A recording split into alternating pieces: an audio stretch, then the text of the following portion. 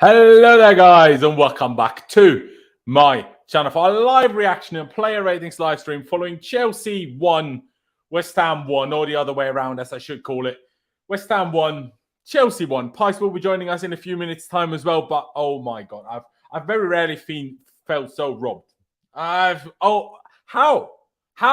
can they rob us like this? What the flip? Oh my days. Now, obviously, West Ham fans will come back, and this is payback for, obviously, when we beat them at the bridge with a somewhat dodgy VAR decision, which, what can I say about that? But in my opinion, at least, this one was a lot less questionable than that one.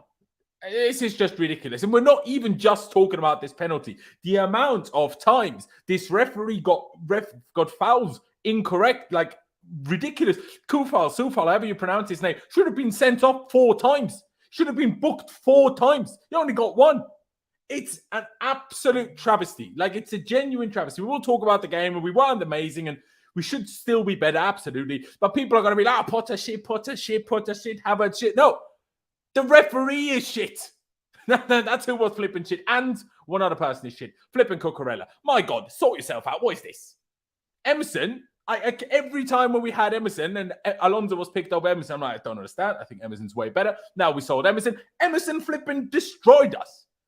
Emerson owned Madueke. Emerson scored the goal. And Emerson nearly assisted West Ham's winner. This is what a left back should play like. Not flipping Cucurella does. Pass back. Every flipping time, man. I can't hack it anymore. Nah, man. Why? Can we ever get lucky? Ever? Is that a thing? I'm so pissed off. I can't even put it into words. We spent too much. Do the referees now hate us because we spend too much? Like, what is this? How is this possible? Like, Bowley, instead of buying flipping Fofana, should have spent 20 million on the refs. That would have got us more points. Do you know what I mean? Nah, man. I'm so outraged. I am so outraged. I can't even put it into words. Oh my God. Dharmesh, I'll start with you. Thank you for coming back on, man. I think this might be your first player rating stream. Unfortunately, we just keep flipping drawing. Like, can we win a game? 1 win in 13. What are we doing? Oh, bro, honestly, like, by the way, thanks for having me on for the first time, bro, on your player ratings. It's probably the sort of worst time I could come on because everyone's just like full of rage right now, including myself. It's just like I just can't stop ranting about these referees of how bad they are. Like, even decisions that you just see with neutral games that we watch, they're just terrible. They make terrible decisions. And I don't get how that's not handball. When you watch it in slow motion as well, people say, oh, it's worse in slow motion. But when you watch it in slow motion, it just shows how bad the referees actually are in terms of the VAR as well. But I thought overall the performance, man, like the first 35 minutes, we were absolutely electric, fantastic. But then goal literally came out of nothing, poor defending and stuff. Second half, we didn't really get going. But yeah, the referee, man, was fully against us today. And like you said about Sufal, I don't know how he did. Did he end up getting a yellow card in the end? I don't know. I think he got booked once, yeah, for once. But yeah, he should have got at least 4 yellow cards, man. I don't know how he kept that one of Mudryk in the first half. I don't know how we didn't get. And Cucurella as well, he had a really dodgy one. Yeah, exactly. Like, and yeah, just a couple of players that, as usual, didn't turn up. Subs weren't really that good either, to be honest. But I'm sure we'll get into it and stuff. Exactly. No, we will. It's a tough one. Personally, I feel when the subs happen, we still feel that we have a few important injuries in certain, or also players not being fully fit yet. Because Mudryk, the only reason Mudryk was taken off is because he's not quite ready for 90 yet. That's what Potter told us last week, anyways. And you know, if he's only ready for a half last week, he's probably not ready for 90 today. And we unfortunately felt that, but like Dharmesh just said, we play well. We don't capitalize from it enough. We scored 2 offside goals, both very close. I also would like to see a replay on that Felix one, but the Havertz one initially looked offside. I was like, okay, it's offside. But then they showed us the VAR thing, and I'm like, I don't see what body part of Havertz is supposed to have been as far forward as that red line was. So I'm not sure. I'm not sure. I mean, I'm not going to question that one too much. It probably was just about offside, and unfortunately, offside is a matter-of-fact decision. Either you're off or you're not. And unfortunately, since VAR, they don't do in benefit to the attack or whatever anymore. Oh, my God. But it's like... Joao Felix one was quite close as well, I think, wasn't it? That's what I'm saying. One. Yeah, exactly. Yeah, Joao Felix one was quite close, yeah. It's just ridiculous, man. And I keep going back to this. Mikel Arteta was asked what the big difference is for them between last season and this season, and they're just saying winning. And that's at the moment what I feel like we're missing. We're just not winning. If we start winning 2-3 games on the bounce, things would start working like automatically. Just because it doesn't matter how like we're winning, as long as we get that win. Like I said on Charlie's stream yesterday, it was just like it doesn't matter if we just bundle the ball in from like a messy corner or something. As long as we get the win somehow, like a scrappy win, that will surely build some sort of mentality for the team. But we're still in the same sort of trajectory that we've been for the past sort of 3 weeks. So. Yeah, that's just a sad reality of it, to be honest. Yeah, no, it's true. It's what can I say, man? What can I say? I mean, people are obviously now losing their minds that Potter isn't complaining enough about that decision, but what would that have changed? He would have got sent off. That's like if he complained too hard about it, VAR said no. So like, what do you like? Again, people just love to complain at the moment. Now, would I prefer him to be a little bit more, adamant about it? Yeah. But at the same time, do I want our manager to do every 3 games be on the sidelines like Jesse Marsh or Jose back in the day? Also no. So swings roundabouts. At the same time, does Potter make a difference on the sidelines? So I guess he might as well be on the stands. Clutch, thank you for being back on. I hope you're well.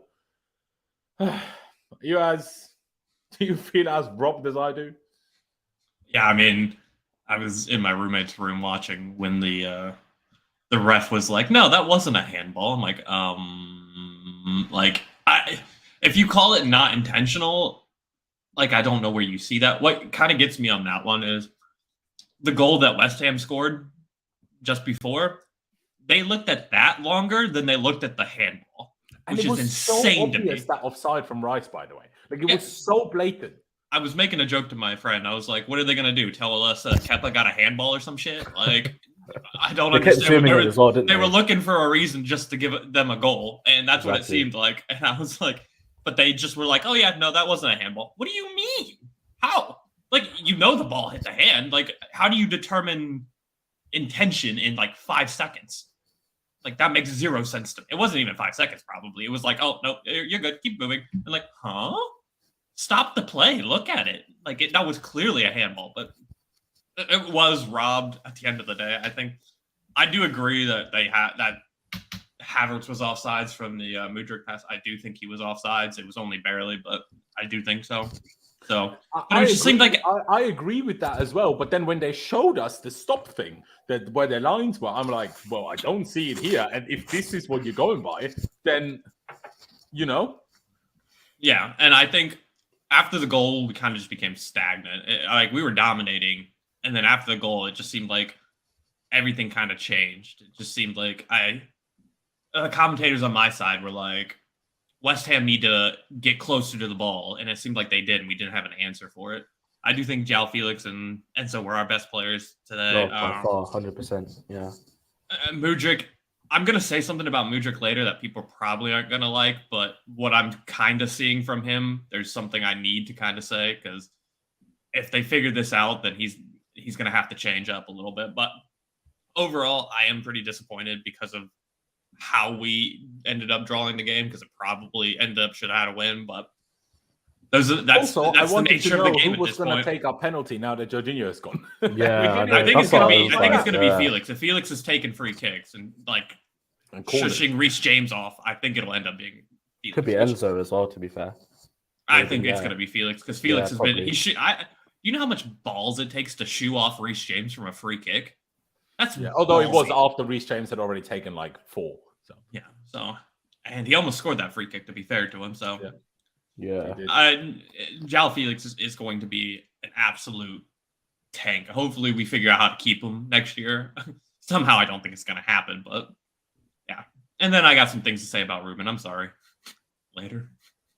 Yeah. No, I agree. We'll talk about Potter's interview after, once we have more quotes that are easier to show on screen. But we'll get into that because a lot of people are questioning. I haven't seen all of it yet, so I can't fully make a judgment yet. But that there's a lot of things that people criticize Potter for. In my opinion, the biggest thing is what he says after games. That is the part that pisses me off the most for the time being. Let's get to a few super chats before we get into the player ratings. The first one was Momo Nigerian. Appreciate the donation as always, bro. He says, campaign against Chelsea, bring on Super League. English refs are a joke. I mean, true. But then again, Will they probably use flipping Craig Dawson in the Super League, won't they? So, because he seems like a bit of a money WHOI, you know what I mean? Let's not get demonetized. But he certainly flipping looks like it. I mean, how can you get this many decisions wrong? Like, because obviously the handball, obviously if Craig Dawson gets it right, VAR probably doesn't overturn it. But fair enough, you can't necessarily see, was it like, you know, did he try to just catch himself as falling down? Was it blatant handball? Fair enough. It's a quick shot. It's difficult to see. But VAR needs to see that. Like, VAR absolutely has to see it. It's ridiculous. It's ridiculous. Ace ready with another super chat. Appreciate it. He says 2 wins in 13. What Chelsea coach ever doesn't get sacked? Well, the one where we're trying to build a project. But hey, I'm not. People always paint me as if I'm this huge Potter fan. I'm not. I'm just like, I keep just asking the question. Number one, who do you get instead, and what benefit do you have from sacking the manager right now? Just wait it out.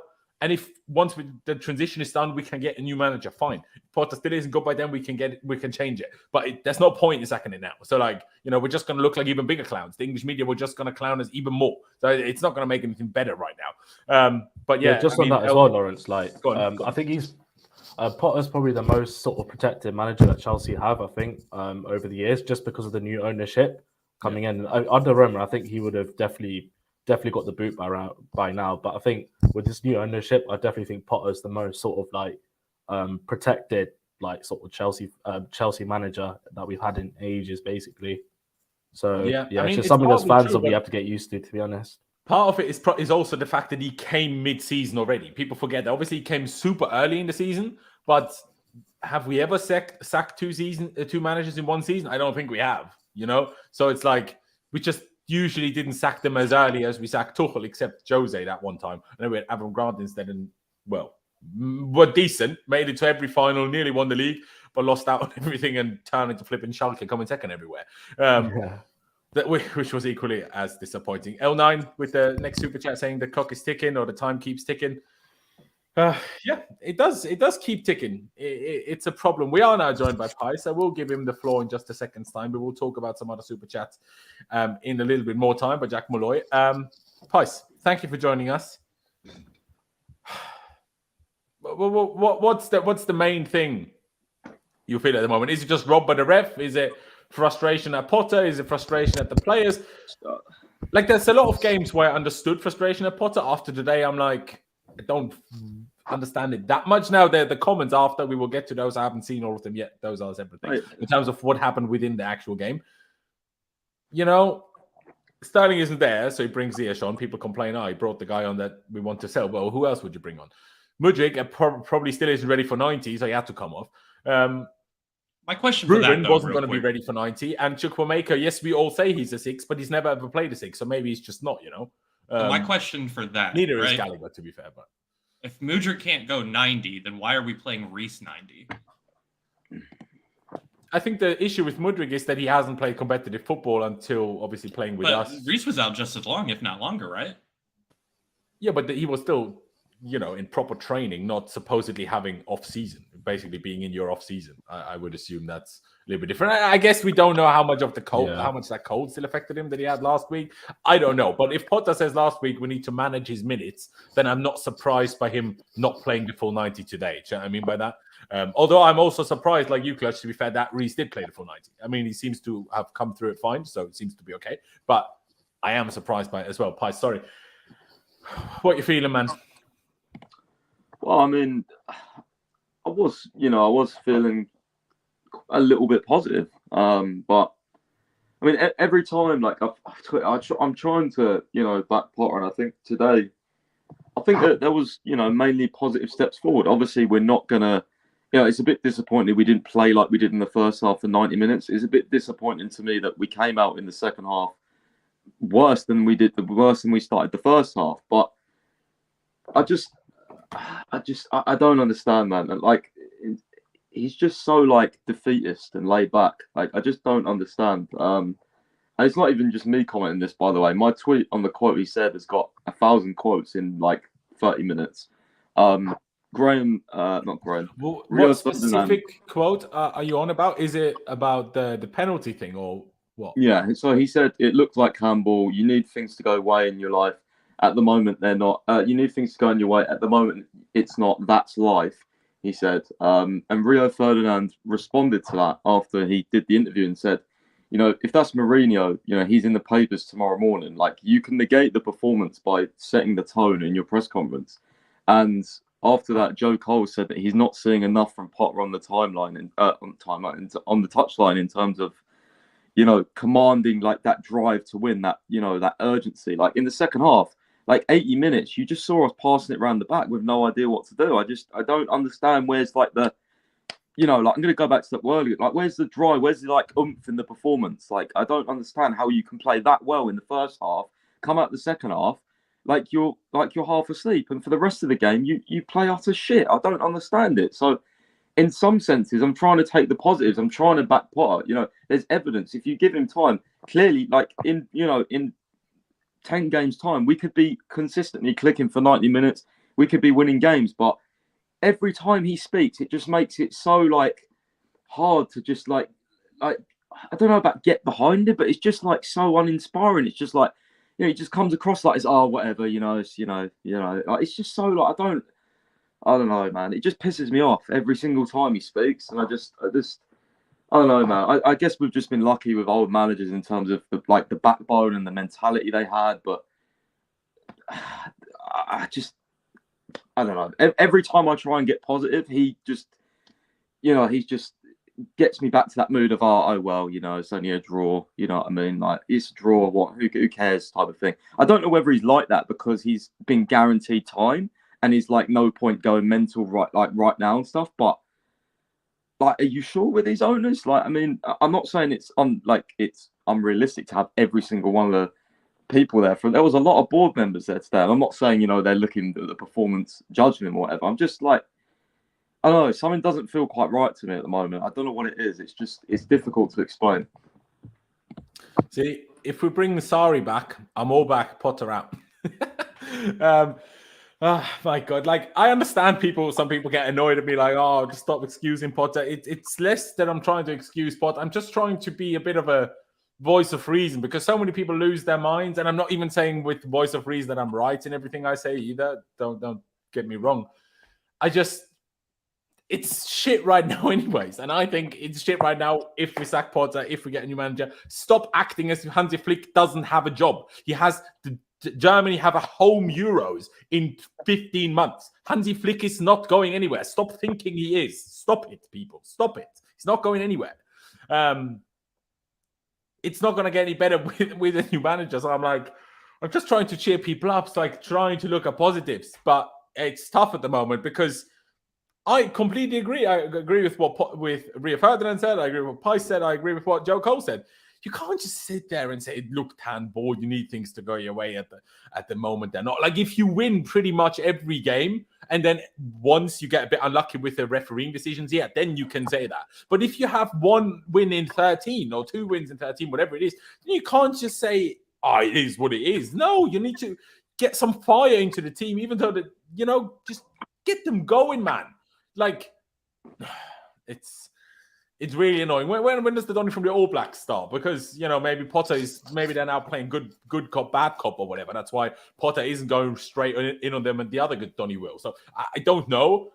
But what I can say is that it's flipping annoying. Let me just to add to that as well. Like, he just sounds defeated, to be honest, in these sort of like press conferences, and like what Pais sort of said about him being guaranteed time. I think that's like, I think Todd Bowley and the Barley have probably like ensured that for him. Like, it's like, don't worry about top 4, don't worry about top 6. Do what you want this season.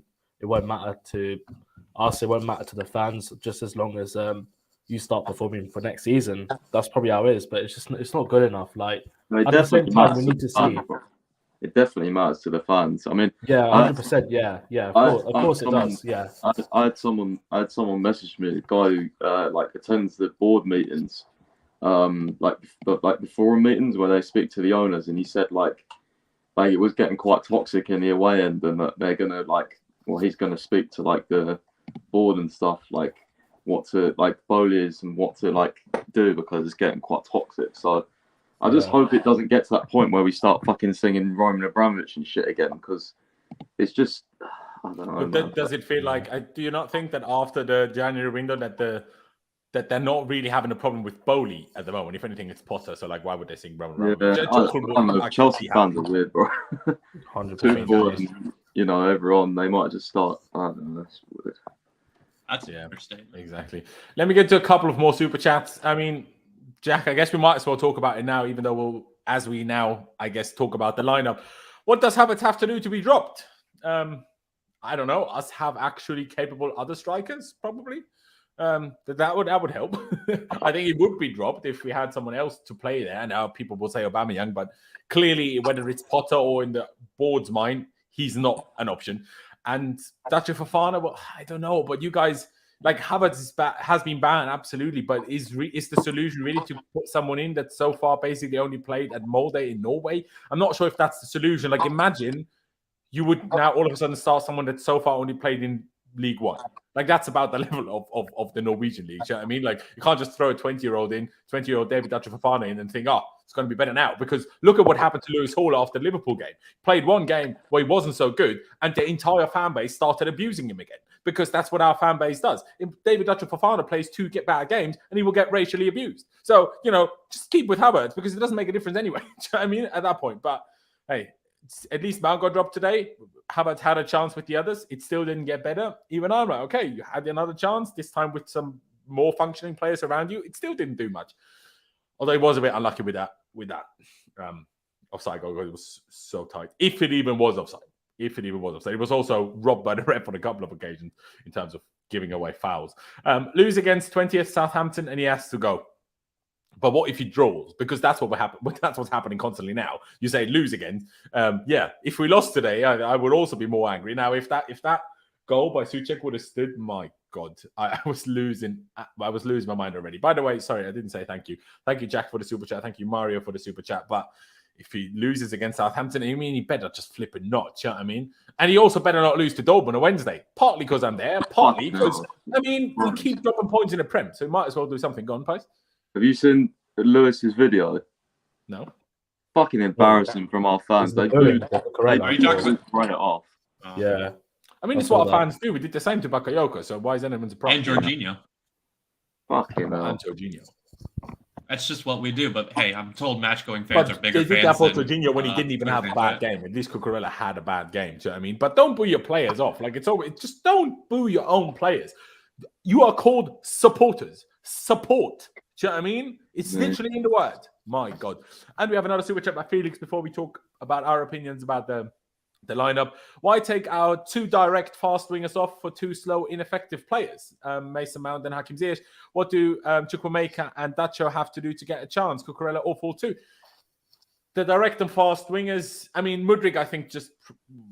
Again, they're apparently saying manage minutes, but could he have stayed on? Especially now that you finally bring on Chilwell, and you could have actually used Mudryk a bit more usefully, because with Cucurella, well, it genuinely feels like to me Cucurella doesn't like Mudryk. It genuinely feels that way. Madueke was struggling by the end. He could never get past Emerson. So let's not make it as if, we took so much great ability out of the team for Hakim Ziyech. And, well, our players are just all injury prone, like Sterling. If Sterling was on the bench, at least we could have brought on him, but we can't. Could Chukwuemeka have come on instead of Ziyech? Sure, I guess. Instead of Mount on the wing, would I have preferred that? Yes. Would I have even preferred to put Felix out wide and keep Mount in the middle? Maybe. But then again, if Felix is best in the middle, I guess you leave him in the middle, I suppose. I don't know. Pies, I'll ask you on this quick. What do you think of the super chat? Like, do you see it as why you're taking the fast wingers off, or do you see it as, well, that the one guy has played his second game in the Premier League, first start. The other guys, apparently, we still need to manage his minutes after a cold and obviously having the off season. And the problem is that we have some players back, but the bench was still lacking. Are you angry that he took those off? But he took who off? Mudryk and Madueke, yeah. No, to be fair, I thought Madueke should have come off. I think I ain't going to get too harsh on Potter for bringing Ziyech on. I mean, he would have brought Sterling on if he was available, let's be honest. Yeah. But I mean, Mudryk, I don't know, I thought that was a bit of a weird one, to be fair. I thought Mudryk was not in the game, but if you want, he was winning a few fouls and he was still a threat. So, Yeah, I don't know. Maybe I mean, he did say he's trying to build players' minutes up, but and he probably has to start again Tuesday, innit? Wednesday, yeah, innit? So Wednesday. Yeah, I guess so. Madueke doesn't though, so I guess Madueke from that because he's not registered. So from that point of view, Madueke could have continued, I suppose. Apparently, Sterling might be fit for Wednesday, but probably not to start, I assume. So we'll have to wait and see. I got another super chat. Let me just get through that one as well. But Tuchel ban, I still would rather you would change your Avi. I can't lie. Like, obviously, I'm going to highlight your super chats, but you know, come on. I'm all in for long-term manager, but Pote is simply out of his depth, subbing off Mudryk when Chilwell come in. Did y'all see Mount laughing as well? Yeah, the Mount laughing thing. I understand your friends with Emerson. It wasn't even with Rice. Imagine this was with Rice. The fan base would have lost that shit even more. But man, we keep dropping points, and you're asking for new wages, and you want to be one of the highest earners, and then you're laughing after we, drop points. Mount wasn't even awful today when he came on, better than he has been in starts recently. But again, the Mudryk one, I think sometimes fans are a bit like, we just don't take certain things into consideration. We're like, screw you. But if the doctor's telling me you shouldn't play more, then what's he supposed to do? At the same time, I don't know that. So maybe I agree with you that it's ridiculous, but we don't know whether it's ridiculous. So let's not even, the debate is kind of pointless, I would say. But let's get into the team. Clutch, I'll start with you on this one. It was Kara. What are you talking about with Kara? Anyway, it doesn't matter. It wasn't Emerson. It was Kara instead of Emerson, yeah. What? Sorry? Do you know at the end when those photos obviously made someone laughing? It was actually with Kara, not Emerson, apparently. Well, then I'm even more confused. Why are you laughing and hugging with some German, Donny, that's played at PSG? I think he was at Havertz. I think Havertz was there as well, I believe, from the photo. Well, I don't flipping care. We try and get it. Even go over. Get in the bin, Mount. Get in the bin. I don't. But Clutch, I'll start with you. When the team came out, I was overall pretty happy with that. Obviously, we all knew Cucurella is a problem, and we picked yesterday. We would have preferred to see Lewis Hall start, who again wasn't even in the squad. According to Dane Murphy, at least Havertz looked upset. According to unlike Mason Mount, so something I guess they praised Mason Mount. So can we praise Havertz for looking upset? But yeah, other than Cucurella starting at left back and that potentially being a problem, as it turned out, I was actually pretty happy with the team. Now, you could argue maybe Fofana instead of Havertz, but that's always funny to say in hindsight. If Fofana started, we might have said the other way around. So who knows? Well, to be fair, season's already wrecked. So if we win Wednesday, it's kind of fine. But yeah, in general, okay with the team, Clutch? Yeah, I think this is one of your only question marks in this team going forward is Ruben and then maybe Cucurella. Like, I think Cucurella is still a good player. I think people really just bag on him. Unfortunately, he does not have the offensive production that he probably should here. But I think that is just our fear of, because we push Reece James so high. But as soon as James comes on, the left side does something, though. Yeah, but also James does not go as high either. And also, I think, who was there? Does he not? No, James also doesn't go as high. But also, I think just Chilwell just does that. I mean, defensively, Chilwell's kind of suspect in the first place. But more than Cucurella, I'm not sure I agree with that. I can't even lie. But Chilwell is very... I love Chilwell, don't get me wrong. Like, Chilwell is one of my favorite players on the team. But, like, defensively, he's always been a little bit shaky. But, no, I mean, yeah, Ruben probably needed to start this game because you needed a big midfielder up there. Did people think Ruben was bad? I thought it was just all right. Nothing too bad. And when we get to ratings, I'll start talking about it a little bit more. But, like, I don't think he was bad per se. But, like, you can kind of see... One of the things I think I'll talk about later. That it was his first game since October. Yeah, shocking, that one. Yeah, no. It's not about, like, how he played. I'll just explain it later. But overall, it was the lineup I would pretty much expect from here on out. There you go. Yeah, Ruben did have kind of a tap in for Kai early on. That is true. I don't understand why he didn't try to square that earlier. I'm still baffled by why he didn't do that. Would that have changed anything? Would we have gone 1-0 up and still conceded the 1-1 equalizer and drew 1-1? I don't know, but certainly annoying, that's for sure. I do agree with that. Dharmesh, lineup, happy with that at least? Yeah, I think going into the lineup, I think all of us sort of wanted to see the Felix, Mudryk and Madueke sort of like combination with obviously Enzo starting just sort of like in midfield with whoever. I was quite surprised that Loftus-Cheek started that, actually. Looking at the lineup, we all thought it'd be Gallagher starting, but given the basis of the game, I thought Loftus-Cheek did okay, to be honest, until he obviously came off for Gallagher. Havertz, we kind of expected to start up front. I was kind of rooting to see either Fofana or Aubameyang, just to see how it would play out in terms of the sort of creativity that those three could sort of possess. But yeah, can't really argue with some of the lineups, to be honest, given with Dortmund in mind as well on Wednesday. I didn't think Cucurella would start initially. I thought he'd sort of playing for Wednesday, but looks like Chilwell is probably going to get the nod ahead of him for Wednesday. So it's just so disappointing that we did win with teams above us might go in the clear as well. If Liverpool beat Everton as well, obviously as well, then yeah, we dropped back down to 10th again. But yeah. Flipping brilliant, that one. Pice, just quickly, thoughts on the team? Pretty reasonably happy with what we had available and then putting this one out at least? I mean, I know you would have preferred Havertz not to start, but hey, Mount got dropped. It's something. Yeah, good team, to be honest. Team I pretty much wanted. So I think it was pretty much the... Did we predict this team yesterday? I'm pretty sure we actually did. Is Koulibaly injured? Except Lewis Hall, we had him in the team, but otherwise we predicted Lewis Hall. Other than that, I don't know. Koulibaly wasn't in the squad, but he's not on the squad, and wasn't Trevor Chalobah was, which is kind of insane. He's probably injured, but also justified. Yeah, True. Why not? So, there you go. Shall we just get on these player rates? We've already been here for half an hour and we haven't even started yet. So let's get on these. Kepa, what can I say? He didn't really have to make many saves. That back heel save, back heel attempt from Antonio early on, he saved pretty well. He couldn't really.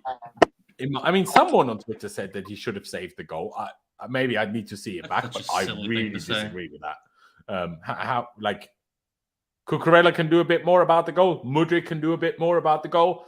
And first and foremost, Reece James can do a bit more about the goal. I'm really not sure how people came to Kepa to be blamed for this one. Like, the ball comes across the whole goal. It could be anyone in the middle at the end of it. He has to be at the near post first. He then has 8 yards to cover. You're not just everywhere all the time. It's impossible. He actually made an outstanding save from Rice. Unfortunately, he fell to Suchek anyway, but the goal then obviously didn't count regardless. So I don't really know what rating to give him. I mean, distribution was good. Like, 6.5 or something. Like, he made a couple of decent saves, but not really enough to do or say much to it. Pice, I'll start with you. 6.5, okay to you? Would you just give him a 6, or would you think about Kepa, mate? Or did you think he could have done better for the goal?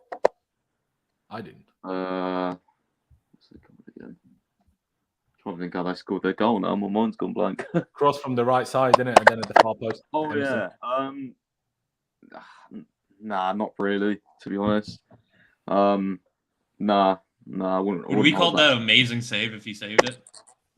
Yes. Yeah, we would. Then that's when I say you shouldn't call it. Then I say then he's not at fault. I don't even. If you go, oh, that's an amazing save. Would it have been an amazing save if you would have saved it? Because it's just so impossible to save that I'm not even contemplating that option to me. Because how can he get across to me? Mate, it's a sort of flick on as well. Like, it sort of changes the direction of your goalkeeping as well. There's been so many goals that have been scored against us. They're like, well, he should have saved it. It's like, bro, that was nearly impossible. Like, exactly. Our fan base just thinks we should have a 100% save record. That's impossible to have. Like, sometimes the ball just goes in, and there just needs to be better defense. That's it.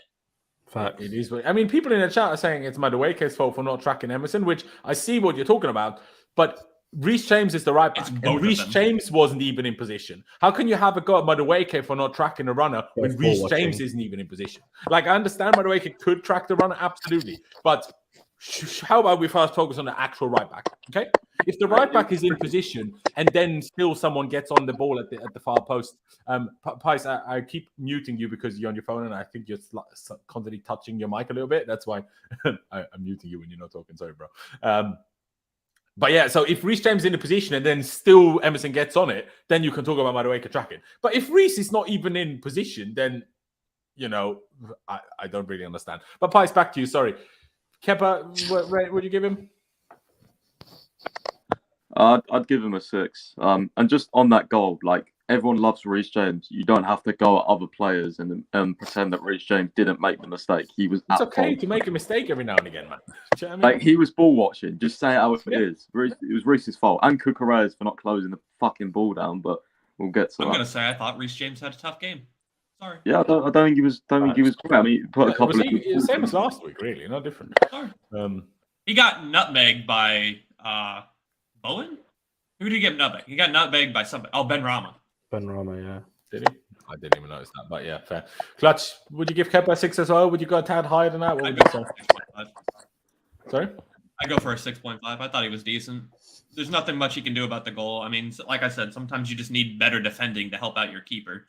And I thought there was moments there was a cross that came out for the corner that he barely got a hand to that I thought was a really good little touch that got the ball away. So I don't think it was too much. Like, I wouldn't say, oh, he was fantastic, but I don't think there's much to blame him for today. And I do think he had some decent saves.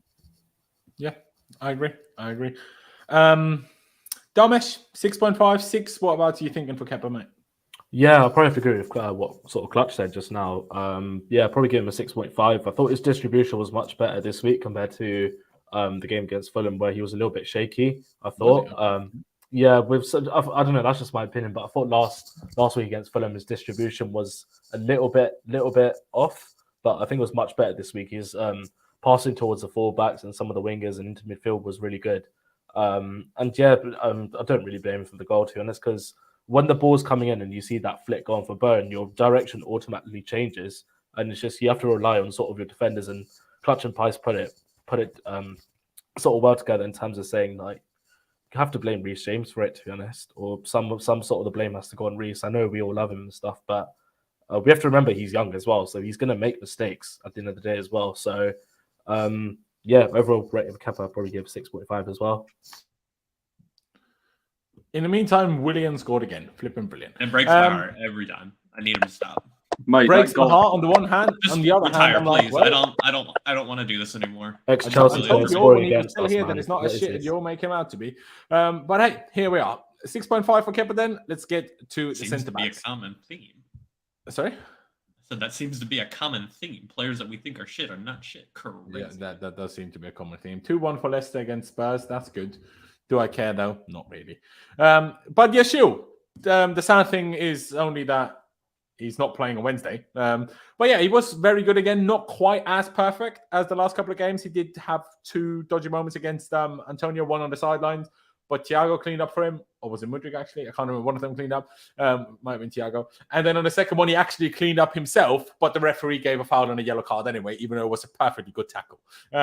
But yeah, on that note, because I still think it was overall absolutely brilliant, I'm going to give him a 7. He also could have scored on one of the headers that he had.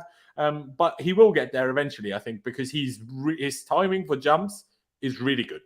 So he will become, as he gets a bit older and a bit more used to the league, he will become a serious goal threat from set pieces, which I'm looking forward to. But yeah, I'll give him a 7. I think it was good. Couple of moments I could have done better.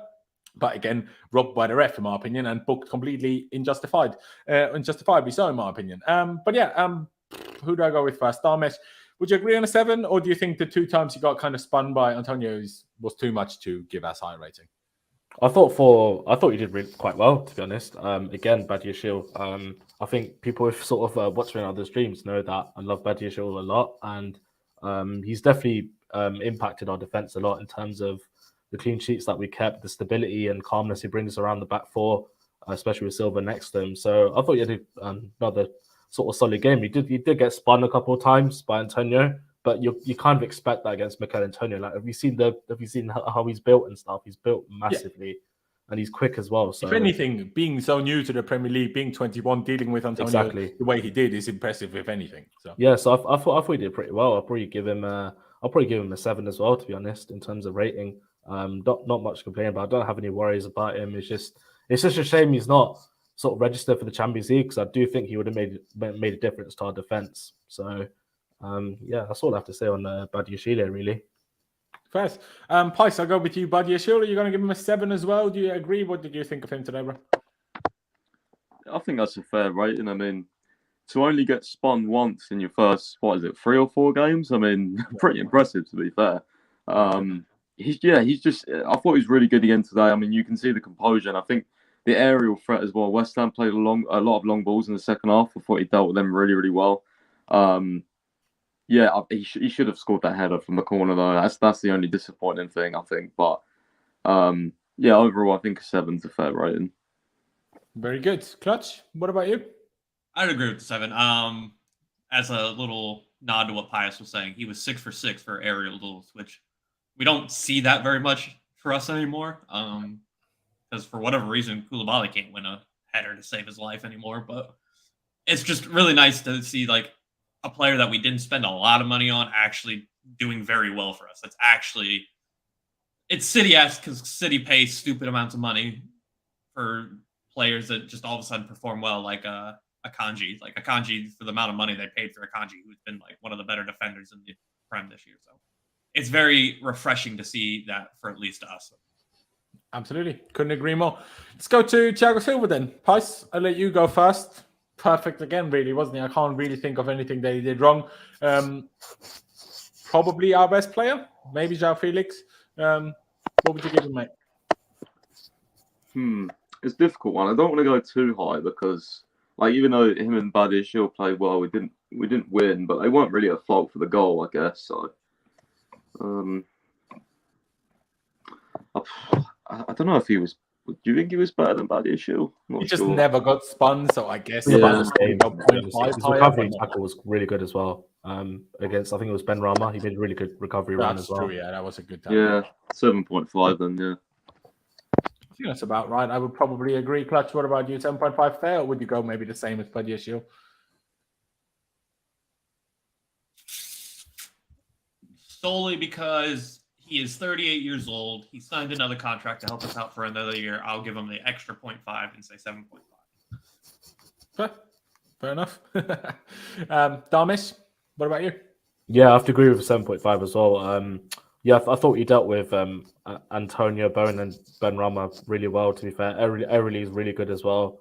Passing was good as well as usual. It's just a standard Thiago Silva performance. And I keep going back to that recovery run that he did against Ben Rama. He Ben Rama sort of spun him, but then got away. Then Thiago Silva just got back miraculously, considering how sort of old he is and stuff. But I'm so glad we got this guy for another year at least, man. He's just been absolutely flawless for us. So yeah, I probably have to go a 7.5 as well. And yeah, more to come against Dortmund. So we'll see. Can I say something real quick? Not with Badiashile, but more to come. Clutch, go on.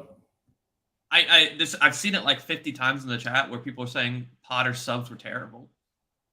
Bro, Chalobah, Fofana, and Aspie were the only ones that we didn't use. And who else did you want? And Chukwuemeka. Maybe Chukwuemeka. Maybe. But I guess they didn't want him to use the subs, I guess. Okay, then we'll just play the whole team 90 minutes, and then somebody's going to get hurt, and then you guys are going to complain, oh, well, why are you And then you're playing Potter instead. Why is he playing the full 90 minutes? Do you know what I mean? Like, you just can't win. Like, if you don't like Potter, whatever, fair enough. Like, but here's the thing. He's not going anywhere, so just shut up about it. Yeah, exactly. Like, you keep going on about. We know by now. These people that keep saying in the chat, yes, we know you think Potter needs to get rid of. It's just getting a bit boring if you keep saying it, and it also just is annoying. Like, even if I agree, and what? I'm not going to sack him, will I? So let's talk about players and not just the manager, because it's 11 players on the pitch, not just the manager that does things. DM Todd Bowley and tell him to sack Potter. You know you got that connection. Yeah, us flipping Pochettino. Or not. DM one of the other people. You know, you got the connections. He hasn't followed me yet, bro. Oliver Glasner. You were saying, Post, sorry? I said he hasn't followed me yet, but if he does, I'll post. I like the confidence when he said yet. There you go. It's coming, bro. It's coming. Trust me. All right. Let's get to Cucurella then. Oh my God. I don't even know what to say. The very first thing he did in the game made me put in our group chat, good defending, because he tackled Antonio well. After that, I genuinely don't think he's did a single good thing. He either was too far away from opponents. When we conceded the goal, now I understand what he did, because he initially somehow got rid of the ball a little bit, but West Ham kept it, and he came back inside to defend the box and told Mudryk to close Soufal down, and then Mudryk didn't. So it's kind of like, I understand why you dropped off to make defending the box better and that the far post is covered better. But you just ran away from Zufal while Mudryk, even though Mudryk is stupidly fast, obviously, he was still a bit too far away from him for you to just go away and let him cross. Like that, it's just not what you should be doing. I still think Reece James was mainly at fault for that. Maybe Madueke, I'd have to see that if I agree that he should have done so much better, if I'm honest. But his incapability of passing forward is... Honestly, I watch him play at the moment, and he even looks like he's wearing clown boots. Like he looks so incapable at the moment. It's genuinely outrageous. I don't know if he has a personal problem with Mudryk, but I just cannot understand how he never passes to him. The amount of times Mudryk started runs and then just looked annoyed because Cucurella again didn't pass it. Like there comes a point where it's just not acceptable anymore. I don't care how you want to defend him, Potter, and whatever issues he has. There's two options: either you play him and he fixes up, or you don't play him anymore. Like, yes, Chilwell wasn't ready to start yet. I'm not sure if he'll be ready to start Wednesday. But if Cucurella just can't start anymore, play Lewis Hall, or if Chile can, play Chile. But you cannot play Cucurella at the moment. Maybe it's like Mason Mount, he just needs time on the bench because what he's doing at the moment is just not good enough. And if it's managerial instructions that he doesn't do anything going forward, then I agree. Potter needs to be sacked yesterday, quite frankly, because you just can't play like that. I'm not saying Cucurella needs to be bombing forward to the byline and whipping in cross after cross after cross. That's no one's saying that. But that doesn't mean you can't pass the ball to Mudryk. That you don't need to leave your position to do that. You need to do nothing different other than pass the ball forward. You don't need to open up the defense anymore. All you need to do is pass the ball forward, man. That's all you need to do. Literally, I don't even know what rating to give him. I can think of one positive thing that he did, and it was in the 3rd minute of the game. I'm genuinely thinking about giving him a 0. I will say 1, just, because he can be worse and didn't cost us a goal. So what do I do when he cost us a goal? Well, maybe slightly cost us a goal, but it wasn't the main culprit, I would say. So I'm going to say 1 because I have to spare some worse ratings for when he's worse. But I defended him for a little bit, like just after the World Cup and before the World Cup, but now there comes a point. You didn't go to the World Cup. What is the problem? You are the only one that knows Potter. You, if anything, should be the only one. You should be the best one, not the worst one. And the majority of games recently, he's our worst player. Well, usually Mount and maybe Kai, but Mount didn't play today, so shock. Who was the worst player? Cucurella. In my opinion, anyway. Some Lewis will probably say Havertz. But yeah, I'll give him a 1. My God. Clutch 1-0-2. Doesn't really matter. He was poor, though, wasn't he? Yeah, no. There was one situation that really pissed me off. It was off of a corner. It came back to him. And instead of playing it any direction, he just turns around and throws it right back to Kepa. I'm like, what the hell is that supposed to do? He did that twice as well, didn't he? Yeah. I'm like, that really pissed me off. I actually lost it. That's why I walked away watching the game for like a minute and a half because I'm like, I don't know what to think about that. Like that, he's just one of those players who you see. We have 2 players who are now all they're doing is sideways passing. He is one of them. The other one's Ruben, but I'll talk about that later. But like, why are we just sideways passing all the time? I'm watching Enzo pass forward. I'm watching Felix try to pass forward. I'm watching Mudryk try to pass forward. Why are we all just passing sideways still? Like, we're seeing what we can do when we pass forward. We actually make space for other players. But, yeah, no, I'm going to say 0, screw it. But I'm also going to say I don't know what kind of family issues he's dealing with, and I hope that's solved. But your head's clearly not in the game. You should probably get that taken care of. I know we have... But even then, so if that is such a serious issue, I agree it should be sorted, but then don't play him. That's what I'm saying. Like, don't. If it's such a serious issue that it's affecting him, don't play him. And if it's not that serious of an issue that he can't play, then don't use it as an excuse. It's one or the other, in my opinion. Yeah, like, I don't think. Go on. I'm sure if it's like Power goes like, "Are you good?" He's gonna say, "Yeah." All players are gonna say, "Yeah, I'm good. I can play." But clearly, it's just not there. So he needs to be dropped for a little while. But then again, he wasn't good before the World Cup either, and unless those family issues have been occurring already then, which we don't know about, then I can't just blame it on that, in my opinion. Yeah. Dharmesh, I don't know where Pice is. I hope he'll be back. Oh, there he is. But I will go with Dharmesh regardless. We have a 0 and a 1 so far for Cucurella. I might even change my mind, but I'll see what you boys have to say. Regardless of what rating you're going to give him in the end, he's just not it at the moment, is he? No, it's just sort of been brewing for a while, to be fair, with his sort of performances on the pitch. Obviously, he's had a lot of off-field issues, but based on sort of today, probably have to probably have to give him a 1. I think he just wasn't good at all. Allergic to passing to Mudryk or passing forward, which I don't get, to be honest, because at Brighton he was passing forward to whoever it was, like Trossard or the midfield, like whether it's Basuma or Welbeck up front. But yeah, with us, he just doesn't. I don't know if it's an instruction from Potter to pass sideways all the time, or if it's just him sort of adapting to the system. I don't know, but just based off right now, he needs to hold bench, and that's just how it is. If you're not performing, you just need to hold bench for at least for a game or two, and see how your sort of replacement does. But yeah, I probably have to give Cucurella a 1 as well, man. He was not good. Only reason I'll probably give him a 1 is for the few interceptions that he actually made for us and the few throws that he won us, but that's really clutching at straws, to be honest. So yeah, probably have to give him a 1. It was seriously annoying. There was also one moment where he finally pushed forward a little bit, not long before he got subbed off, I think. And he got the ball in an area where a fullback should cross, and he passed it back again. That's even Chilwell as well. Chilwell put in a brilliant cross for Havertz, I think, when he came on as well. First time he got anywhere near the area. I was like, so Cucurella had so much more space during the game as well to do that, but he just decided to pass backwards. But yeah, he can't be starting against Dortmund, in my opinion. Has to be Chilwell.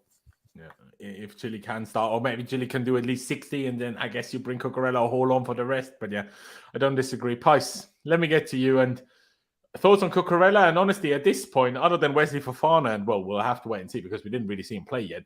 Other than Wesley Fofana and Chukwuemeka, at this point, you're like, we could literally sell every single player we signed last summer. I mean, Sterling is injured at the moment, and I'm sure he will fix himself back up to some extent, where I'm like, even though I will still have my annoyances, he's still a good player, obviously. But I mean, Koulibaly not in the squad. Cucurella is almost always our worst player at the moment. Aubameyang we're trying to get rid of, and he just doesn't want to. Our summer was an absolute stink. Hopefully, we don't think the same about our January signings in 6 months' time, because bloody hell, that will be a nightmare. And fight for my place, but I will never play because I'm not in the Champions League, and I wasn't even on the bench today. So good on you. You're just going to be holding your house for the next 6 months. Exactly. Pais, Cucurella, and I don't know if you want to elaborate into the signings overall. Yeah, I mean, there's no two ways about it. He was terrible. Don't know. I was trying to look at because a couple of times he was doing some hand actions to Mudryk when he didn't pass the ball to him, and I was trying to figure out what he actually wants. But these two clearly don't. They don't work together. I mean, I'd like to see Mudryk when Chilwell came on. I mean, maybe we'll see it soon. But I mean, you saw Chilwell. I think one of the first things he did, he put that cross into Havertz, didn't he? That overlap straight away down. First thing he did was cross the ball, dangerous cross into the box. Cucurella, I don't know what's happened to him, man. Because honestly, I love this guy at Brighton. He was one of the best attacking fullbacks. Period. He was so good to watch. He was so agile and skillful, and he always put crosses in, and just I just don't understand, man. You remember the goal Welbeck scored against us last season?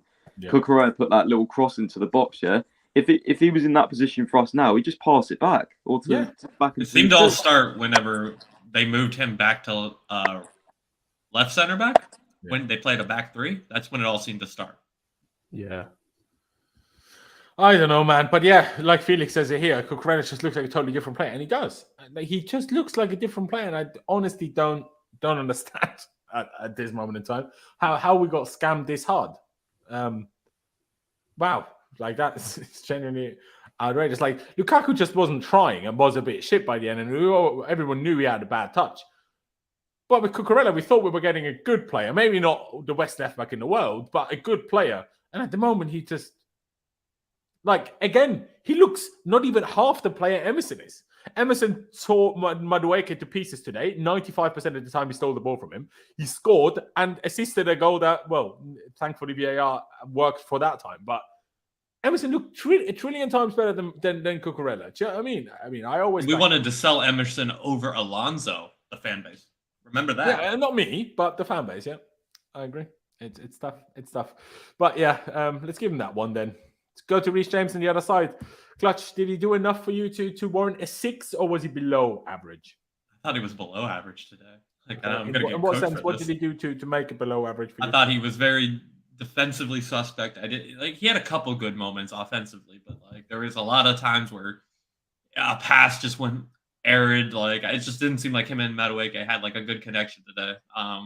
Defensively, I thought he wasn't as good as he's not the Reece James that I remember from a couple months ago. It just seems like he's still very much trying to get back into the swing of things. And it's okay to say that after the amount of time. Yeah, it's okay to say that. Like today, it was just I'm sorry, but I'd give him like a 5. Okay, we'll start with a 5. I'll go to Pys next. Pys, is a 5 a bit harsh for James? Do you think? Would you give him a 6? What about would you give him today? Nah, not harsh at all. I don't think he was very good at all. I mean, he was okay going forward, but defensively he was definitely suspect. Was at fault for the cross. I know there was a couple other players as well, but he was majorly at fault for that. So yeah, no, I think 5's is fair enough. He put a couple of good balls into the box, but you know, I don't think Reece James is Reece James at the moment. You know, he's getting back into it, and hopefully, you know, in a couple of games' time, he'll be back to his best. There you go. Fair play. Damesh, would you agree with 5 as well? Oh, sorry. I also think like down the side with Madueke, they were finding it. Both of them were kind of finding it hard to like find space because they were just doubling up every time. It was so like crowded in the wide areas. I don't know if you guys know. West Ham aren't stupid. They know we play everything on the wing. That's why they played back 3 and just made sure we didn't have any space there. Yeah, it's just not really much. Probably manager's tactic to sort of do that. David Moyes probably told him to pack the wide areas, but yeah. Exactly. Would you agree, Damesh, with the 5, or would you go for something different? Yeah, I thought it was pretty similar to sort of the performance he had against Fulham last week, to be honest. But except this time he just was at fault for the goal mostly, to be honest. Caught ball watching Bowen, to be honest, and yeah, defensively was a bit suspect at times. Made a few good interceptions here and there, put in a few good crosses for Havertz in the middle, but I thought he was just average. I'll probably have to give him a 5 as well, to be honest. But it's with context as well at the same time, given the 2 injuries that he's had and stuff like that have kept him out for a while. So we just need to see him play into form really, and hopefully Dortmund away could be the start of that, to be honest. So yeah, and I was kind of surprised. Yeah, like we touched on earlier, I was kind of surprised he played the 490. Given we had Dortmund on Wednesday, I thought maybe Aspie or Chalobah would come on. But obviously we weren't winning the game, so it's best to have sort of all the threat you can have. And one thing I did notice as well, like Madueke and Reece were sort of like occupying sort of the same sort of spaces, like going forward and stuff, which sort of didn't help. Which is why at times I kind of prefer that Ziyech Reece partnership in a way, because Ziyech sort of knows when to sort of drop into that little right channel, that pocket in the midfield where Reece could just bomb on. But then again, Reece hasn't played much in a back 4 recently. He's obviously been coached and drilled into playing as a wing back as well. So there's that sort of transition that he has to sort of make for himself as well. But I feel confidence that he'll come back to his best, just as long as we, as he trains well, we look after him, to be honest, as well. So yeah, probably have to give him a 5 overall. Yeah, no, fair. I probably agree with the goalie cost. That's maybe 5.5, but yeah, 5 is absolutely fair. I mean, the Madueke thing, I'm sure they'll get used to each other. It's also Reece does occupy like the midfield spots a lot in terms of coming inside, the inverted fullback type thing, which City do. Obviously, we kind of did on the Tuchel at times, but then it was wing backs. But, you know, one thing I'll say, though, is if you are, you know, counterpart fullback on the other side just never does anything going forward. I think the right back's defensive discipline will also slowly but surely drop, because if he always sees the left side never going forward, the right side will go higher and higher and higher and then drop back less and less and less. That's why you need to be balanced. I understand back when we had Jose Mourinho, one side always stayed more than the other. In the first spell, it was Ashley Cole that pushed forward more and Paulo Ferreira that stayed back more, and then Bozingua. And then in the second spell, it was Aspie that stayed back more and Ivanovic that attacked more. It's always one more than the other when you have 2 fullbacks. But it can't be a 95% one side and less than 5% on the other. It can't be that. And, you know, and this is not an excuse for Reece James by any means, but it's something that we tactically, in my opinion, need to adapt to, or rather just tell Cucurella to get his finger out his ass and fucking start playing forward. Like, you're a professional footballer. What is this? You know, Cucurella is playing like the fat guy in five-a-side. Do you know what I mean? That, like, you give him the ball, he will keep it, but pass it backward every time. Like, what is this? What are you doing, man? My days. I think it's that over-reliance on Reece James that we have. Like Reece James is like our best player. Because Cucurella gets the ball all the time. He has, like last game, Cucurella had the most touches in our team, I think. Or after Thiago, maybe. Like more than Enzo even. But he just doesn't pass the ball forward. It's not like he doesn't get the ball enough. He just doesn't do anything useful with it. So obviously, yes, we are relying on Reece James in terms of we want to attack down that side. But it's not like we don't give Cucurella the ball. If he just kept it on the left and didn't play back in the middle all the time. Pause. Sorry? He had 69 touches, pause. Reece James had 114. Who? Reece James. Yeah, okay. Then today, that's a fair point. But still, in the last game, he had the most. So, like, it's clearly not. I think just generally people know that we're going to use Reece James more because he's an offensive right back. So it's easier to defend when you know that. So switch it up. Push Cucurella up. Let Reece James stay back. It's not like Reece James hasn't played in that position before. Let him have that. He can do it. It's fine. Don't let anyone stay so permanently back. What is this? Let's not play this wannabe back three here. Like, we don't need everyone to stay back constantly, man. I think that's hard because if Reece James says, I'm going to go forward, is Cucurella really going to be the guy to tell him no? Well, he plays 60 yards away from him, so he literally can't because he would near him. But you got to watch. Is Reece James is clearly going to be the guy who's going to be like, okay, I'm going to push a little bit more forward.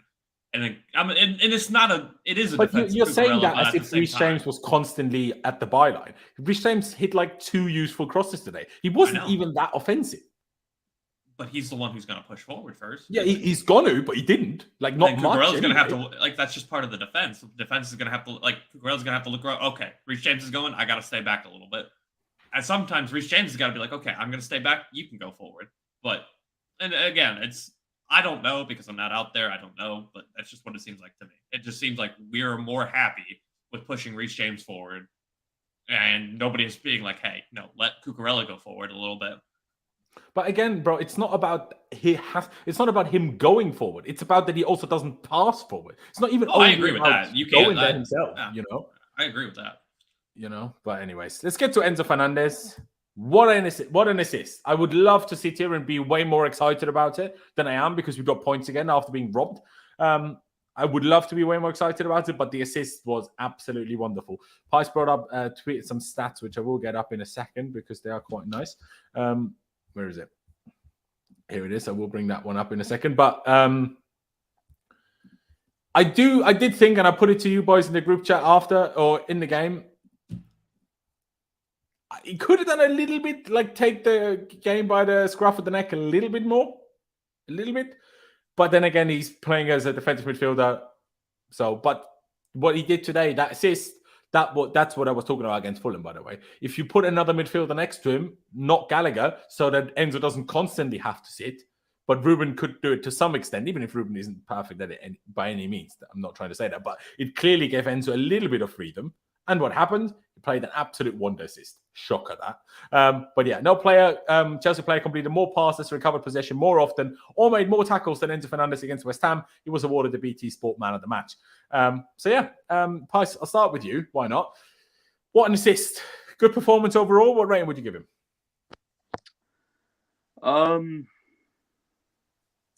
Well, it's difficult because I give Silva a 7.5. So I think Enzo, for me, it's got to be at least an 8. I'll stick with an 8. I know he's a great player. Clearly, I think when we get that, that midfield partner, hopefully, Kovacic and Kante, they can find some sort of balance. Maybe we start playing a midfield 3. I don't know, but him producing, these level performances, the last 2 performances. It's just great signs. Like, honestly, with the midfield pairings we've had next to him, I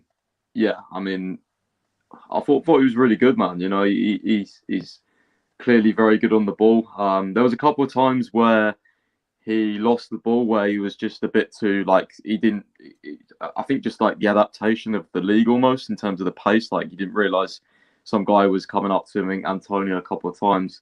But that's to be expected. The Premier League's way faster than the Portuguese league. So, but no, overall, he's technically brilliant. As you saw there in the stats, he won the most tackles as well, made the most recoveries. So, recovered possession the most often. So he's not just doing the attacking bit; he's also doing the defensive bit. And we know this anyway. We know he's an all-rounded player. So, yeah, positive signs, very positive signs. I have to go with an 8. Okay. An 8 so far. Damesh, what would you give Enzo? Yeah, I'll give Enzo an 8.5. I thought he was really, really good. Obviously had a great game, great debut against Fulham, but I thought he was even better this week. Just controlled the midfield. One thing I like about him as well is like he sort of knows when to play that killer pass, or he knows sort of when to attempt it. He wouldn't sort of just play it blindly, just out of like sort of pity, to be honest. But I thought he did really, really well. Beautiful assist for Felix. That ball was so good, like perfectly timed and stuff. It's Cesc Fabregas pass that was.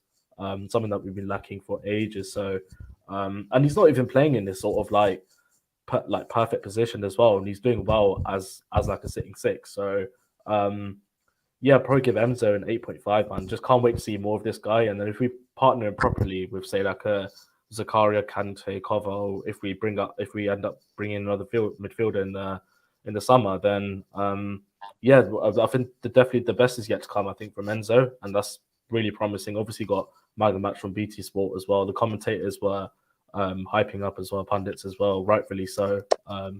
Yeah, just such a brilliant footballer to watch, man. The assist is actually insane when you did it, because literally he just takes it, looks up, bang, straight to Felix. Like exactly. And Felix made like the slightest bit of movement. So like for the people who say, oh, you know, the Premier League's different, you're not going to be able to play those balls. Well, he did. He did. There you go. Yeah, he played a couple last week, didn't he? A couple of balls last week as well, obviously. So sort of similar balls in last week. Yeah, absolutely. Clutch, let me get to you an 8 and an 8.5 so far. What are you going to give Enzo? In between 8.5. I'm not sure why, but you're super quiet right now. I'm just not talking very loud. Okay. That's why. It's just depending. It's between him and Felix. Who do I want to give man of the match? Yeah. I mean, you could give them the same rating if you want to, but... Fuck it. We'll go 8.5 for both of them. I'll just do that one later. But, like, to Pius's point, like, I don't think Kante is going to be the guy that we're going to want next to him. It'll really have to be Loftus-Cheek or Zakaria. You'll just have to have a bigger physical guy who can kind of weigh back so Enzo can kind of push forward. I see Enzo being the guy that takes Kovacic's minutes, if I'm being honest with you. But yeah, I mean, it's somewhat depending on the opponents, I guess. But like an opponent like today, I agree. Then you need someone taller, physical next to him, because you got to deal with Rice in the midfield and Souček in the midfield. And Souček when he came on. Honestly, when what's his name, Paqueta got injured, I literally put in our group chat, that's a bad thing for us. Now, obviously, in the end, Souček's goal didn't count, but I was concerned immediately. They would be better defensively. Their best player. And he would be dangerous from set pieces. That's exactly what happened in the end. It wasn't a set piece, was it? It was an open play. But regardless. Okay, 2 8.5s. I actually, and I hope people don't come for my throat here now, I would have actually given Enzo a 7.5. Not because I thought he wasn't great, but I feel like there's so much more in him that I can't go. Like, but it's also the assist was so good, I am tempted by the 8. So it's like I was thinking 7.5 to 8. But I thought Felix was the best player, better than Enzo, and I don't think anyone warrants anything higher than an 8 today. I think it's actually a bit crazy. You guys are giving 8.5 out here, if I'm honest, considering how the whole game planned out. But it's fair. Not their fault. What? It wasn't Enzo or Felix's fault. They're the ones who pushed everything forward. They did their best. I think Enzo could have done more as well. I think he could have commanded the game more. I think he could have forced some more forward passes in part of the second half in particular as well, when we kept just passing it sideways. You know, if it's criticized for our other midfielders, then it needs to be criticized for also the new guy. And I'm not criticizing him. I'm just saying it could have been a bit more like take it by the scruff of the neck. I also understand he's 22 and everything. I totally understand. I'm not being harsh. I'm thinking between 7.5 and 8. I don't like I'm sat here trying to give him a 5, right? But yeah, I still think he can certainly do a lot more, and therefore, yeah, I would have said 7.5. I wish he shot as well for that counter attack that we had with I think from the West Ham corner free kick when Mudryk was just running electric. I'm trying to figure out why he's not taking corners. Yeah, no, it's enough. Why do we not have Felix in the box? Yeah. I think it was the counter attack in the first half where it was Mudryk. I think Felix Havertz were running onto it, and then I think Mudryk played a nice ball to Enzo. Just wish he shot there instead of. Reece was playing the far back role at that point, which I was like, yeah, I mean, Felix's corners were pretty good, so I'm not going to complain about it too much. But yeah, I agree with what Damesh just said, even though I think actually that was mostly a Mudryk, because just keep running.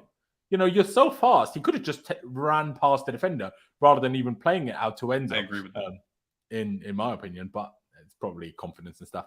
But yeah, overall, we leave Enzo at the 8. Let's get to Ruben Loftus-Cheek. Some people in the chat saying he was okay. Some people in the chat saying he was awful, as usual with Ruben. I would give him a 6.5. I think it was decent.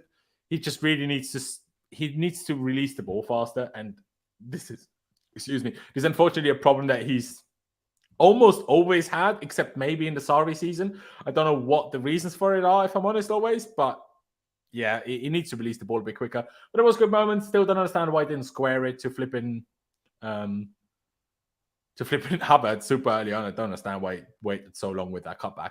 But yeah, I'll say 6.5. I'm intrigued to see what you guys think. Damesh, I'll go with you first. Would you reckon 6.5 fair? Would you go a bit lower, a bit higher? What do you think? Loftus-Cheek. Yeah, I'd probably give him. I'll probably go 6 for Loftus-Cheek.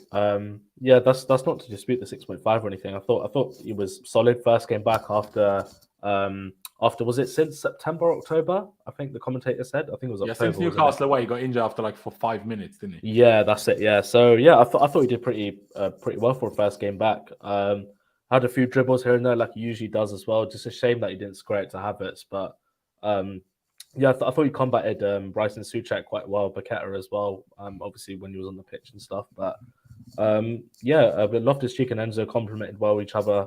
I thought in the midfield. So there was times where sort of Loftus-Cheek would drop, Enzo would sort of go a little bit forward, but it was majority Enzo dropping and Loftus-Cheek forward. But well, I think one criticism I always have of Ruben is just he takes too many touches, I think, at times, and just needs to release the ball quicker.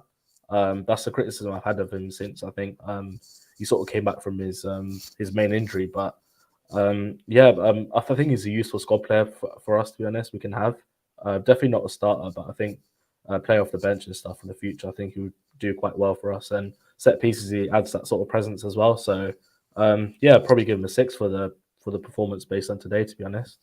Fair. And in my opinion, at least, certainly far superior to Gallagher in this position, at least. You know, I will say that. 100%. Pice, I'll go with you. Ruben, what would you give him? 6.5 and a 6 so far? What were you going to give him? I'm going to give him a 6.5. He was definitely above average for me, considering this was his first start in absolutely ages. He's far better than Gallagher in the pivot. I just want to say Gallagher came on in the pivot again. I mean, if a certain manager did that, we'd be going crazy. So I don't know why Potter doesn't get the blame for that and why he's playing. We don't have another option. I know you keep saying Carney, but he's never played that position before. So well, I mean, he has for England, but not for Chelsea. Carney Chukwuemeka. Yeah, he's played in the pivot a lot. The England under 20s or under 18s? Yeah, he can do it. Yeah, he's played there before. Yeah, but it's youth football though. So he's better than Gallagher there. Do you think he'd perform worse than Gallagher in the pivot? Absolutely. Because I don't think he has a defensive mind. When I see him play, he looks like a purely offensive player to me. The way he moves. So then drop Enzo deeper. Why would you? So like you just drop them. Yeah, by the way, you lose the. Again, I agree with you. Gallagher isn't the either. I completely agree with that. In that point of the game, you almost need both of your pivot players to go forward anyway. So like we had the majority of the ball when Gallagher came on. So anyway, and we're talking about Ruben. Ruben was good. He had a couple of nice runs. He definitely should have cut that back. The one to Havertz way sooner. But again, we know this with Ruben. He's he does take too long on the ball, but he did very well. He did very well considering this was his first game in ages, I think. So and he played. How long did he play? Like 60, 75, 70 minutes, I think it was. Yeah, 70 minutes, I believe. Exactly. So he did okay. Clutch, finish it off. 1.6 to 6.5 so far. Are we going to get a poll if you say 6 as well? What do you think? We are going to get a poll. I think I am being a little harsh on him, if I'm being honest with you. Like, I want it after Pius said it's his first game in like 3 months or something like that, whatever it was. Even more than that. I mean, it's 11th of February. His last game was Newcastle away, whatever the date of that was. So that was the one right before the World Cup, right? So like, it was November. It was the last game before the World Cup, yeah. November. I'm going to go with the 6. He clearly still has the sideways passing thing because I don't like that. Like, there's moments when I was like, if you just like, you'd see Enzo push these little passes through. Maybe it's just not Ruben's game, and I'm judging on something that it's not his game. But it just seems like the culture that we used to have, which was sideways passing. All these new players are just passing forward. It just seems like we used to have this culture of sideways passing, and now you can kind of see it diminishing. And I just felt like Ruben still has that mentality of like we pass it more to the sides and stop trying to like. Felix was an absolute monster today. Was like running, trying to gather the ball in the midfield, spinning player. So I'm just gonna let the chat decide. First, ladies and gentlemen, in the chat, I have put a poll into the chat for you guys to pick between either a 6 or a 6.5. I would just put that up on screen now so that's actually clear. Oh, not and 6. Let me put RLT because otherwise this is... the funny thing is I just voted 6.5. Sorry?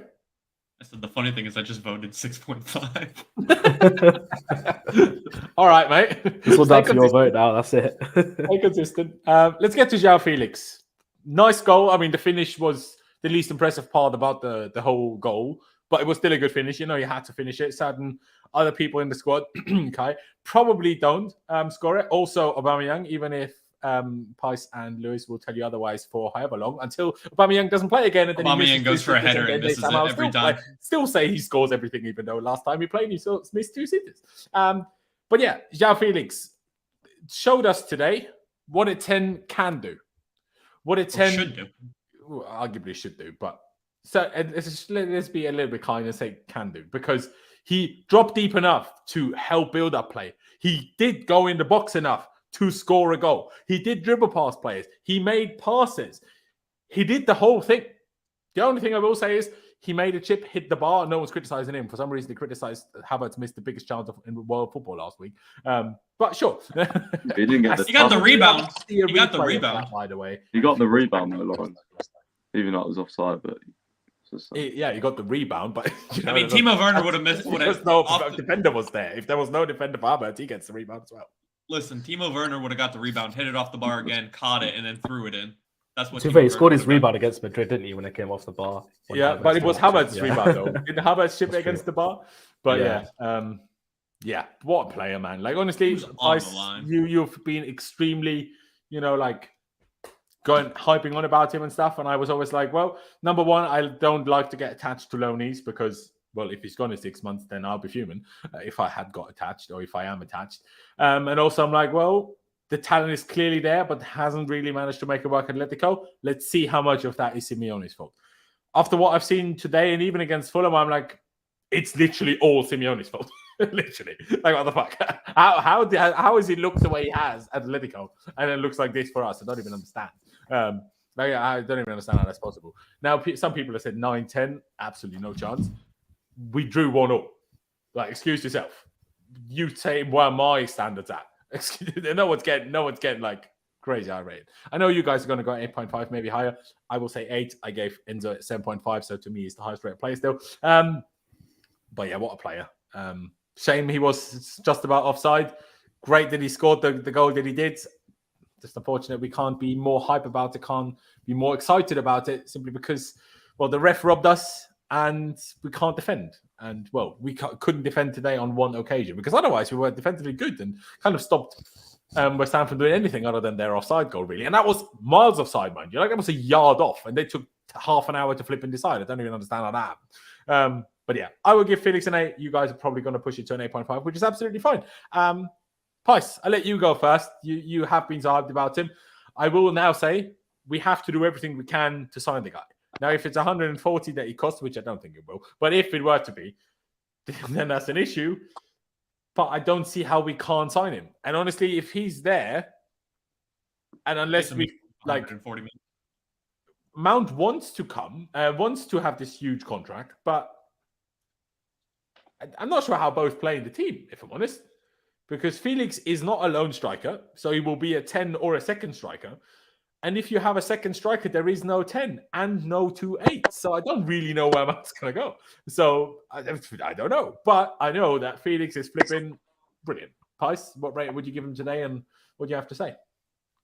Yeah, I mean, I was excited for this transfer for a reason. I mean, I've been tweeting in 2019 about this guy. Like, he's such a, like, he's just my type of player. Like, the flair, like, the silky touches, like, just his dribbling, the way, like, he connects with players. Like, I love footballers like this. So, yeah, I mean, I knew he'd get the platform here to, even if Graham Potter's not the best coach, I knew he'd get the platform to have a bit more freedom. So I knew he'd do well, and I think he will. He's better than Simeone, though.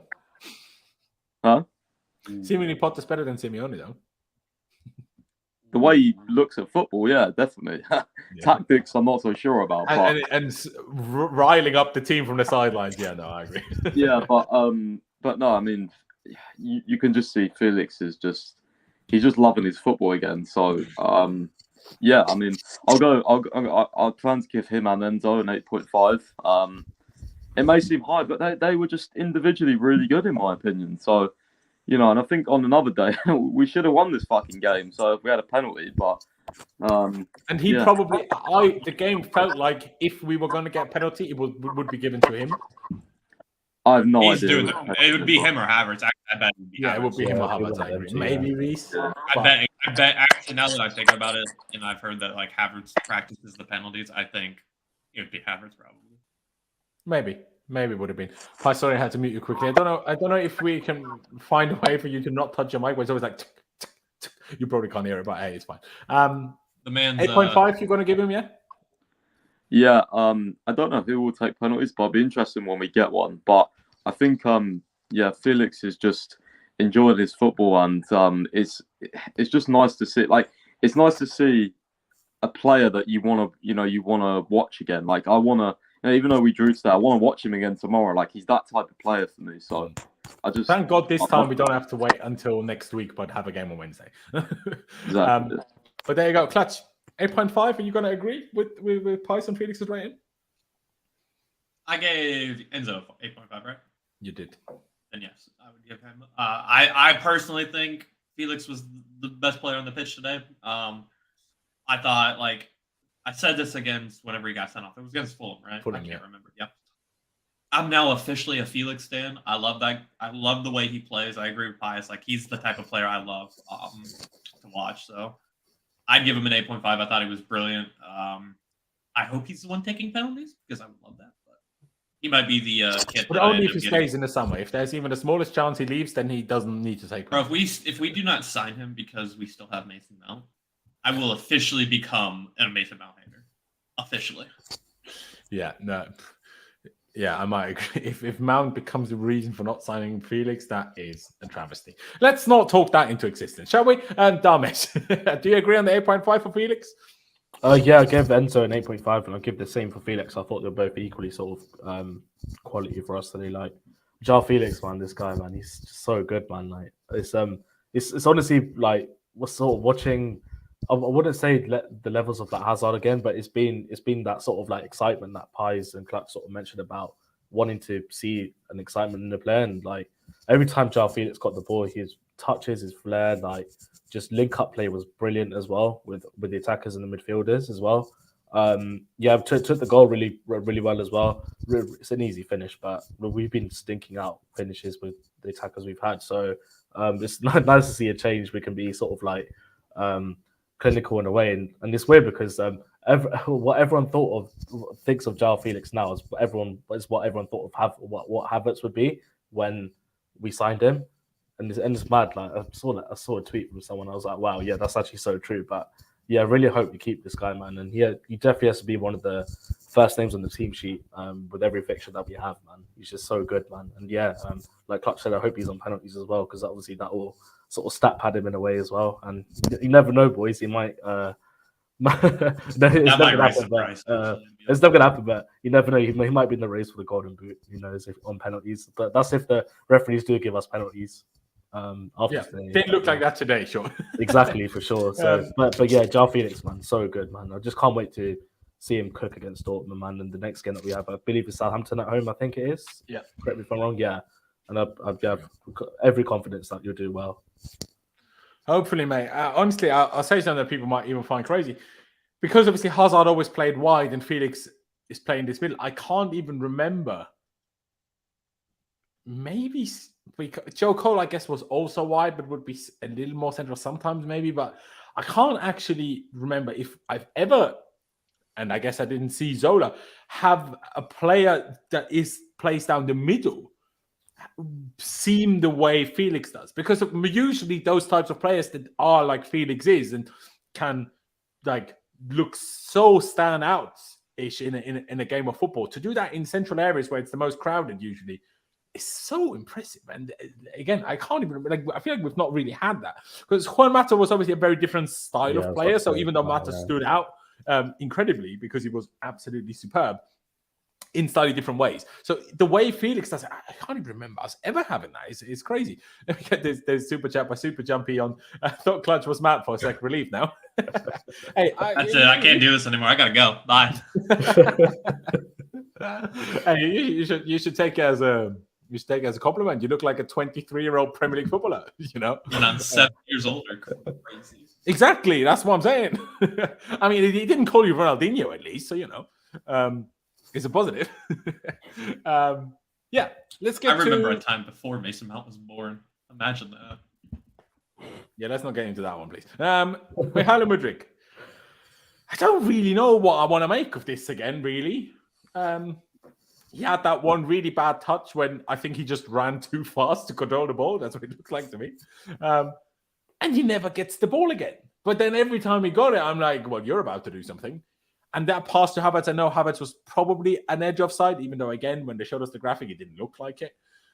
That is an absolutely outrageous pass. And I think that's what people don't give Mudryk enough credit for. They think they all say it's just about running pace, blah, blah.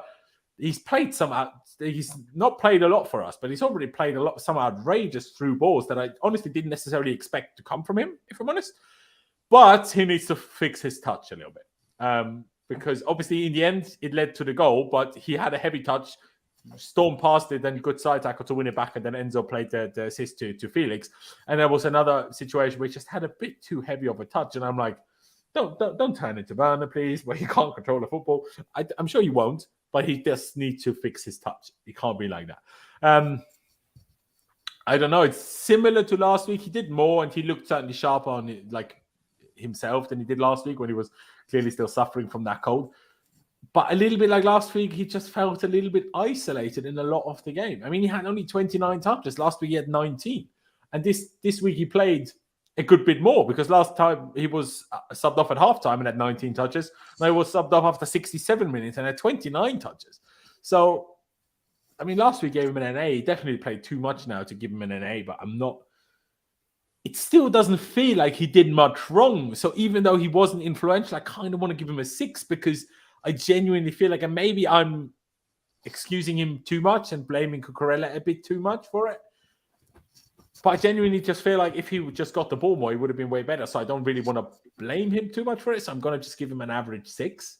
That would have been my logic. And by the way, ladies and gentlemen, still get involved in the poll for Ruben Loftus-Cheek's rating. We're still deciding between a 6 and a 6.5, so we can have a final decision on that. Place your vote in the poll at the top of the chat. But yeah, I'll say 6. Clutch. Do you see where that 6 is coming from? Do you think I'm just being nice because, I don't know, new signing or whatever? Or do you genuinely agree maybe that he just didn't get the ball enough to do more and it wasn't really his fault? Yeah, like I'm in between at the moment because what I will say about him is one of the things I see him do a lot, which is that same pass that he did to Havertz that was offsides. I see him doing that a lot. I don't see very many players doing that. And once other teams start to understand, like, that's what he's going to do when he's cutting in, that's going to end up being taken away. But once they see that, though, that might open other things up for him and then he can exploit. I hope. I hope his touch is improved. I want to see him dribble like he did against Liverpool, where he cut through like 4 people. Like, I want to see that more. That will end up being a player. But if we don't, and we just see that kind of like one-dimensional thing that he's doing right now, because I agree, he did not get the ball enough. But also, I hope we just don't try to exploit him just for his speed, because I know there's a dribbler in there. I really do, because we've seen it. We've seen him do it. So we need to exploit that a little bit more. He needs to be able to take on players a little bit more and have that freedom. So I would personally go for like a 5.5. Guys, Mudryk on Instagram, right? You know those like edits you've got of like a person, like the Drake, like looking away at someone and then like, you know, I'll go for this guy instead. Mm-hmm. Like he's like a picture someone edited Cucurella like ignoring Mudryk and then like Cucurella like smiling at all the players, and he's like that. Oh my god. Yeah, but that's on the one hand, I'm like, come on, please control yourself. Let me send it to you. At the same time, I never expected Mudryk to not do this. I mean, look how he was working for Arsenal. Bro, he's been here a month, and that man has already caused more controversy than the entire squad put together. It's genuinely true. It's genuinely true. People need to be careful what they like, man. Footballers, man. Even. But hey, I mean, crazy, man. Can we even have a go at the players for doing it when our flipping owner does it? Wait, let me send it to you. I'm gonna have a go at Tom Bowley. Why are you doing what you're doing, you idiot? No, exactly. But until Bowley fixes it, can we criticize Mudryk for not fixing it? So I mean, but I do also back it at the same time. Tell your teammate that he should pass to you more because he should. So these are men here, and PSG are losing 2-0 to Monaco. PSG absolutely in the mud. Messi injured, Mbappe injured, absolutely mudded. Love it. Put it on screen, but I haven't received it yet. I see you sending it to me or whatever. I am. I'm just saving it. Hang on. Oh, good. No stress. But okay, 5.5 from Clutch, Darmesh. In the meantime, I'll go to you for Mudryk. A 6 and a 5.5. Ladies and gentlemen, by the way, subscribe if you haven't already. But Darmesh, 6, 5.5. How do you really put it into words what happened today? Was it the same to you as in, if you gave him the ball a bit more, it would be fine? Yeah, I'd probably go for a 5.5 as well for Mudryk. You showed more signs than you did last week. I thought last week he was poor, but I thought this week he was a little bit better. Link-up play was pretty decent with sort of the attacking midfielders and midfield around him, but I think he definitely just needs more time to settle into the squad as well. But we have to remember as well, he hasn't played a lot of football recently as well. That's even at Shakhtar and stuff. So I think he's just getting back into the swing of things. So I think Dortmund coming up as well will be a good game for him to sort of build confidence in. So probably have to give Mudryk a 5.5 to be honest. Fair enough. And there you can see the picture now. And you can see it at the bottom that Mudryk liked it, obviously. Yeah. But like I say, on the one hand, I'm like, behave yourself online. At the same time, I couldn't agree more with it. So 50-50. His hair's taking up most of the photo there in the bottom exactly. left corner. Hotline bling. Yeah. My God. I mean, the hair is probably the best thing about Cucurella, and that says enough. Pice, rating for Mudryk. We've got 2 5.5s and my 6 for him. What are you going to give him? Giving him below average is harsh. I give him a 6. I think he did well with what he got, but we just need to sort that connection out down that side. Whether it's, Cucurella just improving, but it's on the manager as well. He's got to give fucking instructions. If he's happy with the amount of touches Mudryk's having at the moment, then that's a real issue. So yeah, we need to see some improvements next game. Not 2-3 games time. Next game, sort it out when you next go into training. Figure it out, man. And the players, hopefully they'll speak to each other as well, because it's just ridiculous. There was one time as well where Mudryk made this run in behind. Cucurella literally looked at him and just passed it back. That's just inexcusable. Just fucking go for it. At least try. No, absolutely. I don't feel like it today. Go on. I don't feel like it today, Mr. Krabs. Ask me later. Yeah, honestly. Ladies and gentlemen, you decided for a 6.5 for Loftus-Cheek, so that's what we've given him. Now there's a new poll at the very top of the chat for Mykhailo Mudryk's rating, between a 5.5 and a 6, because we've had 2 each. So you pick between those, please, and we will put the final result on screen once we get there. Let's get to Noni Madueke, making his full Premier League debut, forcing a very good save from Fabianski in the first half. Otherwise, trying, but not being super effective, quite frankly, being shut down by Emerson Palmieri. Which, no surprise to me, surprise to a lot of people. Someone in the chat said earlier, Emerson still said Alonso is better than Emerson. You people just don't watch football for anything other than goal scoring, do you? They're lucky I didn't ban him for that. Yeah, no, genuinely, he is lucky because that's just a mental statement, that one. So someone in the Austrian Sports Club had go at me today why I'm not criticizing Cucurella more when I always had a go at Alonso. I'm like, partly fair, partly. Do you ever remember me criticizing Alonso in his first season? No, Alonso was obviously much better in his first season than Cucurella is right now. But if Cucurella keeps doing this for the longer he does this, the more harsh I will get. I just, I let people off for a little bit, and the longer it keeps going on, the harsher I will become. Trust me. Alonso has been playing center back for Barcelona. Let's just get that straight. Which is also funny. But I don't know if he's still been doing that recently since he hasn't played. Players come back. I like Joao Felix confidence. He just said in an interview the Champions League will be ours. Fantastic. I agree. Go on, Joao. I would feel. You better make that happen. We're missing that mentality, man, in our team, man. I'm telling you. But I'd feel terribly awful for Badiashile, by the way, if we won the Champions League this season. Poor guy, man. Yeah. But anyways, Noni Madueke, what am I going to give him? Because it is Premier League debut and coming from Eindhoven, I'm going to give him a 6.5. But purely objectively, it's probably more of a 6. But I'll say 6.5 for now. Damesh, what about you? Madueke. Yeah, I'll probably go with the 6 for Madueke. I had a good few dribbles here and there. Took on who was it? Was it Emerson a couple times in the first half, but completely got shut off in the second half. I thought Emerson, fair play to him, stepped up. He's quite lethal, like with his dribbling, Madueke, which is quite handy for us. Cuts in on that left foot of his.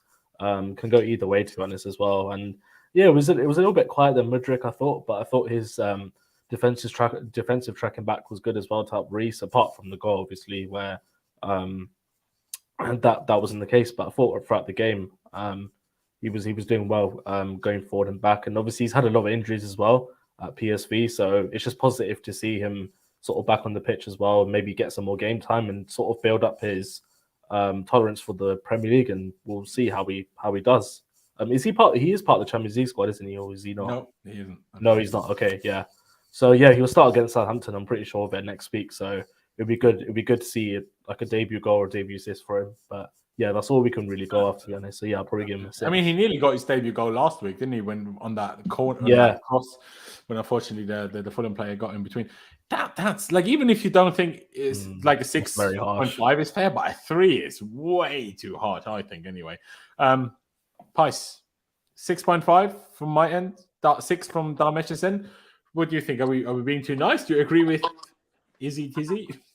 Even though your name sounds funny to say. A 3 is harsh, surely. Yeah, I'm going to go with a 6. I don't think he was below average. I agree with what you said in the chat as well. Like, totally agree. Like, I like him, but he's clearly still very raw. He's definitely got the ingredients to succeed. Like, what I like about him as well is he doesn't, like, even if he like gets in a tight space or whatever, like with Ziyech, if he like gets pressed or something, he'll usually lose the ball like in a duels. Like Ziyech never turn around and pass back. Yeah, and Madueke has that strength. I quite like that about him. He's quite built, so that's nice to see. It's definitely a difference I've noticed as well. Don't really lose the ball as much now. But yeah, I think some of his passes in the second half were a bit sloppy. But I think down that side, as I said as well, like I don't know whether West Ham just did really well to kind of just pack that wide space, and we didn't really have many opportunities, to be fair. I'd have loved him to be on that pass that Mudryk played instead of Enzo. I don't know why Enzo was up that far, but yeah, I mean, I'll give him a 6. He wasn't dreadful. There's more to come. It's only his second game, and yeah, he looks like a good player, I think. Yeah, no, he does. Although I do also think that you can see that he wasn't signed like to be a starter like Enzo and Mudryk. He's not quite ready for that. Like when Sterling is back fit, Sterling will start the majority of games over him. But he will get better as he gets a little bit older, as he hopefully has seasons with less injury ridden. That will obviously help, because no matter how young you are, if you spend most of a season out injured, you can't exactly improve in that period, can you? So like I say, like Pys said as well, I see a player there. Hopefully he can stay fit and hopefully he can improve with time. Clutch, 1 6.5, 2 6s. What you're going to give Madueke, mate? I'm sorry, but I'm going to give him a 5.5. That's okay. That's okay. Do you want to elaborate? If it wasn't for like the dribbles that he had one nice shot. I thought he had a really nice shot where he cut in. And unlike to be honest, the best shot of the game outside of the goal. Yeah. It's just after like the first 15 minutes, I thought he was very ineffective. I thought like he kept getting destroyed by Emerson, and that's something I just can't forgive. I'm really sorry. I can't forgive that. Yeah, but that's because you don't rate Emerson. Emerson is just... I rate Emerson better than I rate a lot of players. Not fantastically, but... Yeah, there you go. Yeah, no, fair. I mean, 5.5, we sit in the 6. Madueke should be able to destroy Emerson. I'm sorry. He just should. Maybe he should, but then again, who's the best left back he would have played against in... Emerson? Oh, I'm thinking of somebody else. Never mind. Yeah, but if you think about it, though, it wasn't really Madueke against Emerson. It was Madueke versus Emerson, their centre back coming across their midfielder. He's really good. That he also had Reece James on really the side, well. and they still had a problem. Yeah, because it was always 2-on-3. Even unfit Reece James, I could not fully fit Reece James, to be honest. But yeah. It will come. Like I say, it's his first Premier League. Doesn't mean he's like a bad player. Premier League debut, first start in the Prem, coming over from a significantly lesser league, and not like, even though PSV are having a decent season and were good last year as well, they're not quite the very best team, even though it's top 2. So yeah, let's wait and see. Kai Havertz. Pys, I'll let you go first. What are you going to give Kai today? Probably a 6 as well, to be fair. See, if I give him a 6, don't call me biased. Pys hates Havertz, and he still gave him a 6. No, I know you don't actually hate Havertz before. No, I don't think he played below or above average. I think he did okay. Should have stayed on side more, but to be fair, it was quite tight, the one with the Mudryk through ball. Yeah, I don't know. He didn't really get loads of service, but he wasn't. I don't know. He just didn't piss me off as much as last games. Like, I feel like he actually linked up and involved himself a little bit. So and this is what I meant when I said let's see it at least with the others. But honestly, I actually would have given him a lower rating than you today. So I'm gonna wait to see what the boys give him. But and I'll hold mine to last. But yeah, no, fair. I'm gonna keep what I have to say until after. Clutch 6, is that surprisingly high for you from Pys? 7.5. 7.5. Okay, I just wanted to see the chat freak out. I was like, I thought I misheard you. I was like, what did you say? No, I thought he was okay. I didn't think he was bad. I'd give him a 6. I just wish you could stay on fucking on sides, but other than that, I don't know if everyone sees it this way. To me, like when you're a good bit offside, like more than half a yard, then I criticize you. If it's less than that, I'm like, to me, that's unlucky. It just seems like he needs to get the timing a little bit better. And if he did, he'd have a couple goals. So that's. Or the pass comes earlier, it's not always just that the run's wrong. People don't think about that either. Destroyed by Emerson. How about got destroyed by Emerson? Did he? Not sure about that one. But yeah, anyway. We're talking about Madueke, maybe. I don't know. That guy who put that in the chat gave Madueke a 7.5, just so a little bit of reference. That's why my eyes shot wide. Okay. It's like, what? Fair enough. Darmesh, 2 6s. Are you surprised that he got 2 6s from the boys? Yeah, I'm a little bit surprised. I can't lie, boys. But fair enough. You gave your reasonings, which is you're obviously tied to opinions and stuff, which is fair. Yeah, for me, I'll probably give Havertz a 5.5. I thought he was better compared to recent weeks. And I think the link-up play he had with some of our new attackers was promising, but still wasn't the best. He was still getting bullied off the ball by Barnard, I thought, at some stages. Finishing as well. Like, he took the goal well, to be fair. Obviously, it was offside, but this needs to time his runs better, to be honest. But yeah, I definitely want to see Havertz and sort of how he gels further with these new players, see how he performs, because you hear sort of those terms where shit players normally tend to do well with better players around them.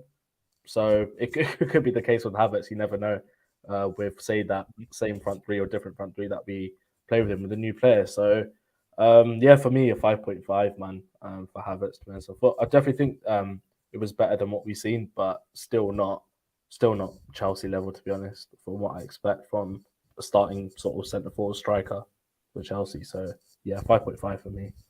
Yeah, I would have honestly given him a 5, which is below average, but to me not bad. And I honestly expected me to be the highest. I thought everyone else would be giving him like a 3 or a 4, because his stats don't read well. I'll be honest. I mean, the pass completion was okay, 86%, 24 out of 28. That's good, but 40 touches isn't a lot. And today, like, we had enough interlinking play that he could have had more than that. But ground duels, 2 out of 12, 17%. That's not good. Even though about 5 of these were incorrect referee decisions, where he actually won the tackle and the referee gave a foul instead. But yeah, Clutch, you wanted to say something? Go on. That 2 out of 12 is pretty bad, so I'm going to go down to a 5.5. I didn't know that. Yeah, no, that's not great. But like I say, he had 5 fouls committed. I genuinely think, other than one, none of those were fouls. So, yeah, and that will obviously count as a lost ground duel, unless it was a foul in an aerial duel, which I couldn't remember. Okay, so we have 1-6, then 2 5.5s, and my 5. So I guess we give him a 5.5. Who would have thought that I would give Havertz the lowest rating, and yet I'm going to be the only one that says, yeah, starting the next game. Purely because I'm like, well, I don't rate Fofana that highly. I don't think we should throw that kid in to start games for us, personally. He can't against Bournemouth. He wasn't bought to start games for us, so why do it? Sorry? We didn't buy him to start games. We bought him to loan him out. He's here because we just don't like Aubameyang. That's it. Well, at this point, I don't know. We liked Aubameyang. Considering we wanted to loan Aubameyang out, I'm not sure if we wanted to loan Fofana out, to be honest. Well, that's why. It's because we don't like Aubameyang anymore. Now, if Broja was here, we would loan... Since signing Fofana, that we all of a sudden don't like Aubameyang? The deal fell through, didn't it, for Fofana? I think he was meant to go on loan, wasn't he? But then it just fell through. That's why we kept trying to push people to loan Fofana. If Broja was here, Fofana wouldn't even be here. Oh, yeah. Well, we might have signed him, but yeah, no, I agree. If we had Broja, we would also have a striker that I'd be happy to play outside of Kai Havertz. But unfortunately, he had to get incredibly unlucky. All right, let's get the subs quickly so we can wrap this one up. Who was the first sub? It was a triple sub to start with, wasn't it? Yes. Cucurella replaced by Ben Chilwell. I just put Chile to keep it a bit shorter. Mudryk was replaced by Mount, and we had Mount in the wing. I was honestly surprised that he didn't put Felix on the wing and Mount in the middle. So not that I have too much of a problem with it, I guess. But, you know, Mount had one decent cross, but that was from the right side, even though he played on the left. So I don't even know how that happened. I guess Felix shifted over in that situation. It was also partly that Havertz dropped out to the left. Felix kind of up top, and Mount shifted in the middle, which I don't mind the fluidity of it. Can't complain too much. Ruben was replaced by Gallagher. And did we even make a fifth sub? No, I believe we did it. I think surprising because we had one stoppage remaining to bring Aspi on for Reece just to be safe. But hey, in the end, if it works, it works. I guess Gallagher probably gets an NA for the 10 minutes he played. But the other three, we should probably give out a rating. Shall we start with Ben Chilwell? To me, he already looked more sharp than last week. Agreement there, people? I'll start with you, Clutch. I'd give him a 6.5 with a star. He was through on goal. He should have taken a shot. A little bit of rust coming in, but he did make that run, and it was a pretty good run. So I thought he was decent. More than Cucurella did all game, and that's second. So I didn't know Chile was playing striker today. It was fantastic. There you go. It's what he does against West Ham. Unfortunately, didn't get the winner today like last time out. Pies 6.5 as a sub appearance fair to you, or would you not go quite as high? No, I'd go 6. Okay. Damish? Yeah. Chilwell, yeah, I probably have to agree with the 6 as well. Obviously, I keep going back to that cross that you put in for Havertz, which was really good. We didn't see that from Cucurella at all. So, yeah, I'd like to see him start against Dortmund potentially, or get a few minutes more, and then that we can cement his position again. So, yeah, probably 6 for Chile. Fair. Let's go to the next one then. I'll stick with you, Damish. Hakim Ziyech, what do you reckon? I don't think he did anything good, to be honest. I honestly can't remember anything he did, to be honest, coming on. Played a few passes here and there, but hardly got the ball, to be honest. And when he did, he always just passed back. So, and he tried to cross a few times and never got anywhere near a teammate. So, yeah, I think he played one switchboard towards, or like a reverse pass to. I can't remember who it was. I think it was Mount or Felix to chase. I can't remember who it was. That was all right, I guess, that pass. But other than that, man, I probably have to give him a 5, to be honest. Okay. Price was Hakim Ziyech. What do you reckon? Oh, I thought he was crap, to be honest. He didn't even get one of his good crosses in. I think he hit the first man twice. Yeah. Yeah. No, I'd go 5 as well. I don't think he was good at all. Didn't impact the game. All right, Clutch. I would agree with the 5. I think it's funny that we now, last week, we were all saying Ziyech should start more, and then it's just for no reason everybody's like, he's shit. And it's like, okay. But he did at least, you know what? We're getting benefits because he at least tried a right-footed cross today. Yeah, that's something. Benefits. That is something. All right. I'm going to agree with the 5. Not much to it. Mount, there was one thing he did compared to Ziyech, so I'm going to give him a 5.5. But I can't read. There was also this moment, not long after he was subbed on at the sideline. He tried to play a switch ball, took too long to play it, then was tackled by 2 players, nearly fell over. They had an attack. I'm like, Mason, what are you doing? But hey, it wasn't a bench today. Came on, arguably played better than when he started. So just hopefully he stays on the bench for Wednesday. But I'm not too hopeful, if I'm honest. But yeah, 5.5 from me. Pys, would you give him a tad more than Ziyech, or would you give him the same maybe? I'd give him the same. There was So a 5. Yeah, there was a chance as well where he should have played it. Let's happen, but he played it back. Again, didn't have his head up. But what can you do? I give up with this guy, to be honest. I think I know what you're talking about. I'd have to see it back though, because I don't know if someone was blocking that part. I don't know, but fair. 5.5 and 5 so far. Then Damesh, what you reckon? 5.5. Yeah, same rating as Ziyech, to be honest. The only sort of good thing he did was make that inside right channel run through the box, and maybe could have picked which out, is more than Ziyech did. Hence why I gave him a higher rating than Ziyech. Yeah, but yeah, I know. Yeah, but maybe I should have gone 4.5 than Ziyech. But maybe, yeah, I thought Mount was just. Apart from that thing, I don't know what else he did. Okay, here it clutch. Yeah, I'll probably give him 5. That's it. Listen, I just came back from the stadium. I don't like being on the bench. I'm going to give them the angry eyes. I deserve an 8 today. I was the best player on the pitch. Let me. 300k instantly. I deserve 300k. What else can I do here today? My first touch is the best. I make decisive passes, so I give an 8. I get an 8. I'm kidding. It's okay. Right. And then lastly, well, no, Gallagher we give it an A. I don't think he quite played enough, if I'm honest. I almost died of laughter when he went to try to save the ball and missed it by a foot and a half. Yeah, could have got an assist for the penalty, I guess. Gallagher, because he's the one who shot it, right, and then it hit Souček's hand, isn't it? True. But yeah, not a bad effort as well. I think it might have been quite dangerous for the far post, if I'm honest. That's the one thing I like Gallagher for, shooting left and right foot. I back him to get a good shot off. Which, well, now that we have Enzo and Felix and Mudryk as well, even though we haven't seen him shoot yet, well, I've seen of him in the past. I know he can shoot. So there's a few more players that can shoot now, but compared to what we've had until January, Gallagher's one of the few that I would trust to take a shot. All right, finish it off, boys. Graham Potter, what do we think today? I mean, when we look at the sub ratings, that all of them got a 5, bar Chile, who got a 6, but then the person he came on for had a 1. Doesn't look good, but again, Sterling's not fit. Mudryk isn't fully fit to play 90, I think. Pulisic is obviously injured, so on a normal day, once players are fit, we don't bring Ziyech amount on, we bring some actual wingers on. I know Ziyech is kind of a winger, but not that style winger. So I'm not going to be too harsh on the subs. What I'm going to be harsh about is be more angry, man. At least I mean, people are still criticizing it, and people will probably not like to look at even small positives.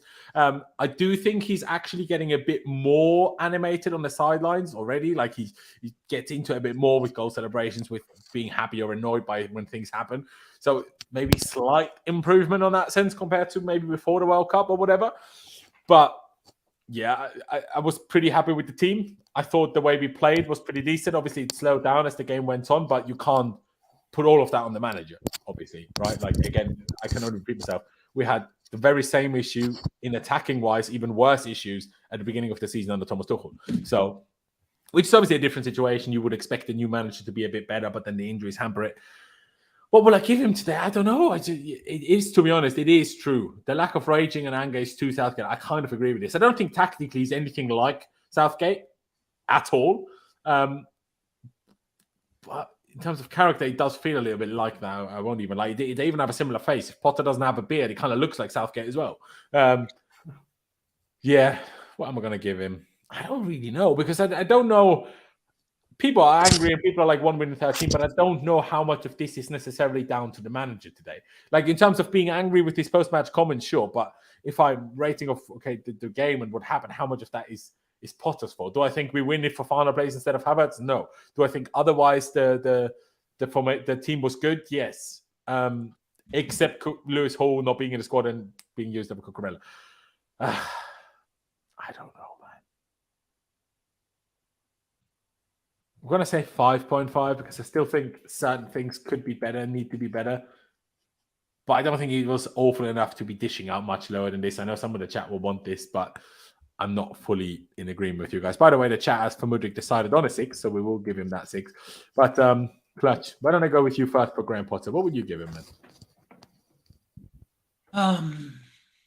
A 5? I'm gonna go for 5. I thought his starting lineup was pretty good. For a lot of people, I know the subs were something he didn't do right, but I'm like, who else do you bring on? Like, you're just mad that Mason Mount came on, but I think Mason Mount comes on if Sterling and Pulisic are available. Yeah, I still think Mason Mount comes on. So, but as a winger, I don't think so. Yeah, I do. Probably as a right winger. Do I think Ziyech comes on? No. I think Ziyech is done. Maybe as a right winger, but I would also prefer Mount as a right winger than I do as a left winger, if I'm honest. But I'm starting to understand like the whole mentality thing. I don't necessarily agree. Like, you do need to show a little bit of fight, but at the same time, like, I can't tell somebody they have to be something they're not. And maybe that is just the disconnect. So I just give them a 5. Like, I think we gave too many high ratings today, to be honest. Now that I'm looking at it, I'm like, well, we did just draw a game that we probably should have won. But I mean, it's a problem, obviously, because I back whether it's Havertz or Felix if we get the penalty to win. And the rest of the game would have been identical. So we're rating individual performances, I guess, not the result. But yeah, okay. A 5 and a 5.5. I will keep Pies to last. Darmesh, what would you give Graham Potter, mate? Yeah, this is tough. I think before the game, I think we were all, or majority of fans were quite happy with sort of the lineup that he put up because he dropped big players like Gallagher and Mount, who were calling, like, loads of fans were calling to be dropped, and he actually did that, to be fair. So he grew a pair of balls, to be fair, by doing that and starting the sort of new signings. But yeah, on the basis of that, I probably have to give Potter a 5. Just overall, I thought in game and stuff, he could do a little bit better, tweak things a little bit, but at the same time, like, yes, he just needs time to gel with the sort of players that he's brought in, because we have to remember there's 33 first team sort of squad players, and how he's going to keep all of them happy, I don't know. So yeah, I have to give him a 5 just overall what he what he produced for us today. You can see that you can see that he cares, because even the BT Sport cameras put the camera on him when Havertz initially scored. You can tell the passion in sort of his celebration and stuff, that he actually cares. But at the same time, like, it's not sort of good enough to become sort of Chelsea manager. You have to get results in the way. You have to give me sort of, or provide us fans a reason to sort of back you and believe you in your sort of process. So yeah, I think he definitely has to take some criticism and definitely has to learn a little bit more in terms of in-game management, because and this, like, people complain about the subs as well. It's like what Clutch said, like, who the hell, who else are you meant to bring on? Maybe apart from Carney Chukwuemeka, who I'm still baffled to why he can't sort of get any game time at all. But maybe Potter just doesn't care. I mean, like, I don't know. Yeah, I'll probably have to give him a 5, to be honest with you. First, Pies then. 2 5s, 1 5.5. What are you going to give Graham Potter, bro? I don't know. It's a difficult one. I always find the manager rating difficult because, like, I like the lineup. I like the fact that he dropped Mount and Gallagher. I think that was the right thing to do. You know, I don't think playing for Fowler over Havertz on, you know, based on just lately would have been good, but I'm not totally against it. You know, subs again. I only have an issue with the Gallagher one. Playing him in a pivot is just stupid. And again, most of my frustrations are just what actually happens after the game, because I think on the pitch today we deserve to win. Honestly, you know, it's a bit disappointing we dropped our performance in the second half. And I do wonder, like, sometimes, like, what do you actually say to them at half time? Because I was expecting us to come out firing like we did in the first half, and like the first 10-20 minutes was amazing. I thought, okay, we're up for it today. It's a bit different, but it's just that inconsistency. And the question is that we don't know, whatever we want to think, we don't know how much time he's going to get to make the team gel, because I think he is. I've read he's the worst. He's got the worst record of Chelsea manager in history at the moment. So, not looking good, is it? No, it's not looking good. But again, I think he'll get more time, obviously. But you know, there's only so many games where you can go, okay, yeah, this was a step forward. Like how about some, wins? You know what I mean? Like, again, not totally his fault, but it does getting a bit annoying. Like, it's just a step forward. This is that. I don't know. It's just frustrating. I don't know. You give me a final rating already, sorry, bro. Yeah, stick with a 5. I guess overall it was a bit below average because of just the inconsistency, I guess, throughout the whole game in general. Is that the manager's fault, though? Yeah, it is. Is it? Yeah. Isn't it the players that are inconsistent, and that's why the performance drops? Yeah, but who's the coach? Like, well, yeah, but once the players are on the pitch, you can't control. Like, you can tell them whatever you want. If they don't do it, then yeah, but that's the problem. That's what Joe Cole's saying. He doesn't instruct them to do anything. Like, I believe him as well. Obviously, I can't see him all the time, but Joe Cole's a pundit. He said, like, he wants to see more. Like, there was no like urgency towards the end of the game, and you saw it with our player. Like, what the hell was we doing? Just passing around the back. Mix things up as well. Like, I know, like, you might say, oh, it's stupid to go long ball, but like, look at some of the crosses we put in. They actually caused some threat and stuff. Like, even I think the Gallagher shot, which ended in a handball, that came from like a low cross, didn't it? And then it fell back to him or something. So I don't know. It was all just very. I feel like we football's changed in that sense, really, hasn't it? I feel like very few teams late on when you need a goal just chuck the centre back up top and just punt it. Do you know what I mean? Well, I think you're still in the box and play a few crosses in the last 5. Yeah, we ran out of ideas completely, and part of that is on the manager. I'm afraid it just is. Yeah, no, that I agree with. Just the drop in the performances. It's genuinely weird because I think doing everything identically to how we have been. Say today in the first half that offside goal isn't offside and we're 2-0 up. I think we cruise this game, absolutely cruise it.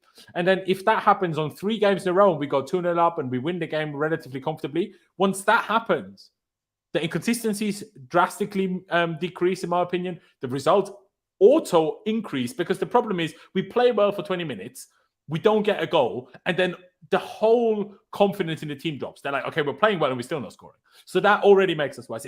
Football is so much about confidence. I don't think people give that enough credit. That's where you can't stand on the touchline, though, Laurenz, and just do nothing. Like, it's the same issue. I mean, this is nothing even to do with Potter. I'm just saying this is in general about our team problems at the moment. Doing everything the same, luck going our way a little bit more, everything's fine, and then we're sat there praising things. But the way it's going, we're criticizing things. Rightly so still, because I agree with you, especially on what you said at the very end there, Pies, in terms of just the intensity at the end, like convey to the players, we need to win this right now. Like, go fucking get it. Do you know what I mean? I don't think he thinks we need to play win some it. long balls if you have to. Like, I agree with that, actually. Laurenz. Well, I don't think the tactics are like so badly wrong or whatever, but yeah, I think that you. I don't think he thinks we need to win. That's the problem. I generally don't. I think when we win the next game, he'll probably go, oh, it's nice to win. It is a relief to win. Like, there's no like. That's what he said when we beat like Palace. Yeah, it's just like, what the fuck? Like, what is this? What's the point in actually playing for this season if you don't care what the result is? I just don't understand. Like, I do think his mentality does need to sort of like he's terrible, change a little bit anyway, because like Pies mentioned before about the interview and stuff, saying, oh, that's life or something like that, isn't it, regarding the penalty? It's like our previous managers would not have done that. They would have slated the referee. They would have at least showed a bit more passion for the game and stuff and said, no, we deserve to win this. We had chances in the first half to take. We didn't take them. And I'm not necessarily one for digging out players, but you could have said certain players are not performing to the level and stuff. I want to see that more from him, like a bit of fight and a bit of like sort of criticism on players as well, because at the end of the day, but a majority of it is on him, but majority of it's on the players as well. So like exactly, it's like you can't really say that's life for after sort of having a decision gone against you. It's just not on. That's why I think his mentality sort of needs to change. I think from his point of view, I think he's like, oh yeah, I've made it at Chelsea. Like I've like from the level that I've come from Ostersons to becoming like I think he was a PE teacher before, I believe, as well. And I just don't think it's hit him that hard that he's at Chelsea. I think that might just be a joke about it, because wasn't he a professional footballer and then became a manager? I think so. I don't know. I think he started off at university actually, and then obviously went on to Ostersons. I think after that, I believe, yeah. But like I said, I just feel like he hasn't really hit him that he's at Chelsea Football Club, and the the ruthlessness of it. That's why I've said he's the most overprotected Chelsea manager, because he's under this new regime that have probably said to him, like, top 4 doesn't really matter.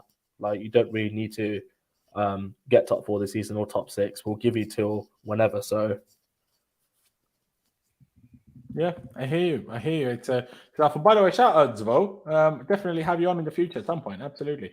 Yeah, the last thing I'd like to touch on as we round this one out.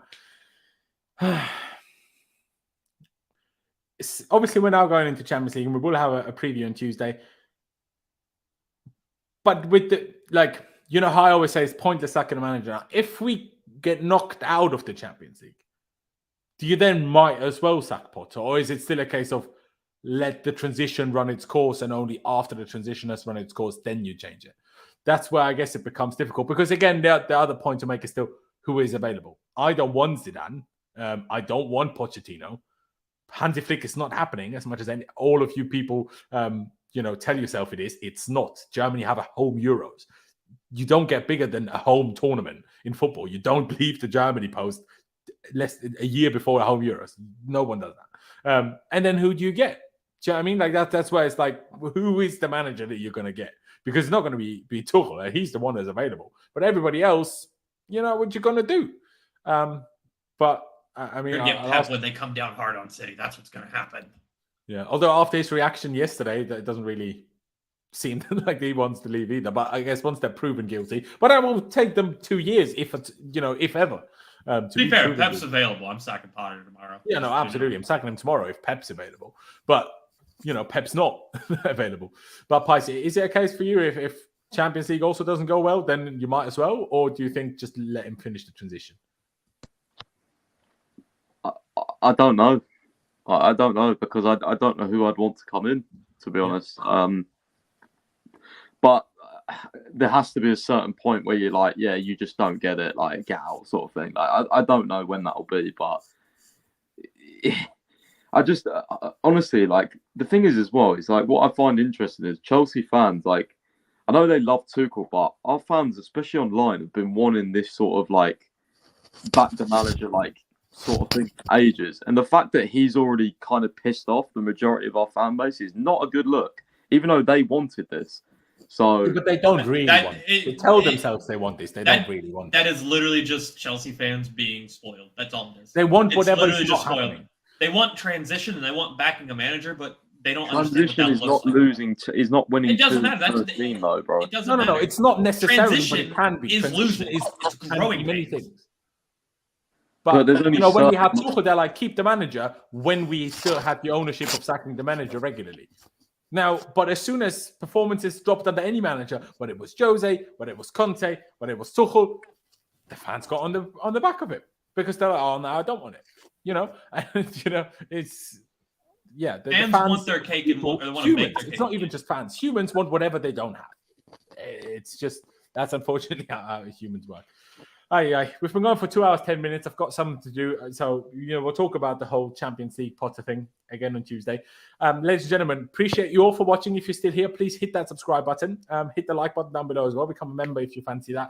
Join button underneath if you're on desktop, or link down in the description if you're on your phone. Shout out to Clutch for turning his camera back on. We do love it, even if some people said he looks like Mason Mount. I will send you something funny after, which you will probably enjoy. That will be fun. Shout out Darmesh, appreciate you as well. And obviously, big shout out to Pys. Check out his website. Link is down in the description below, CFCpys365.com. But yeah, ladies and gentlemen, thank you guys for watching.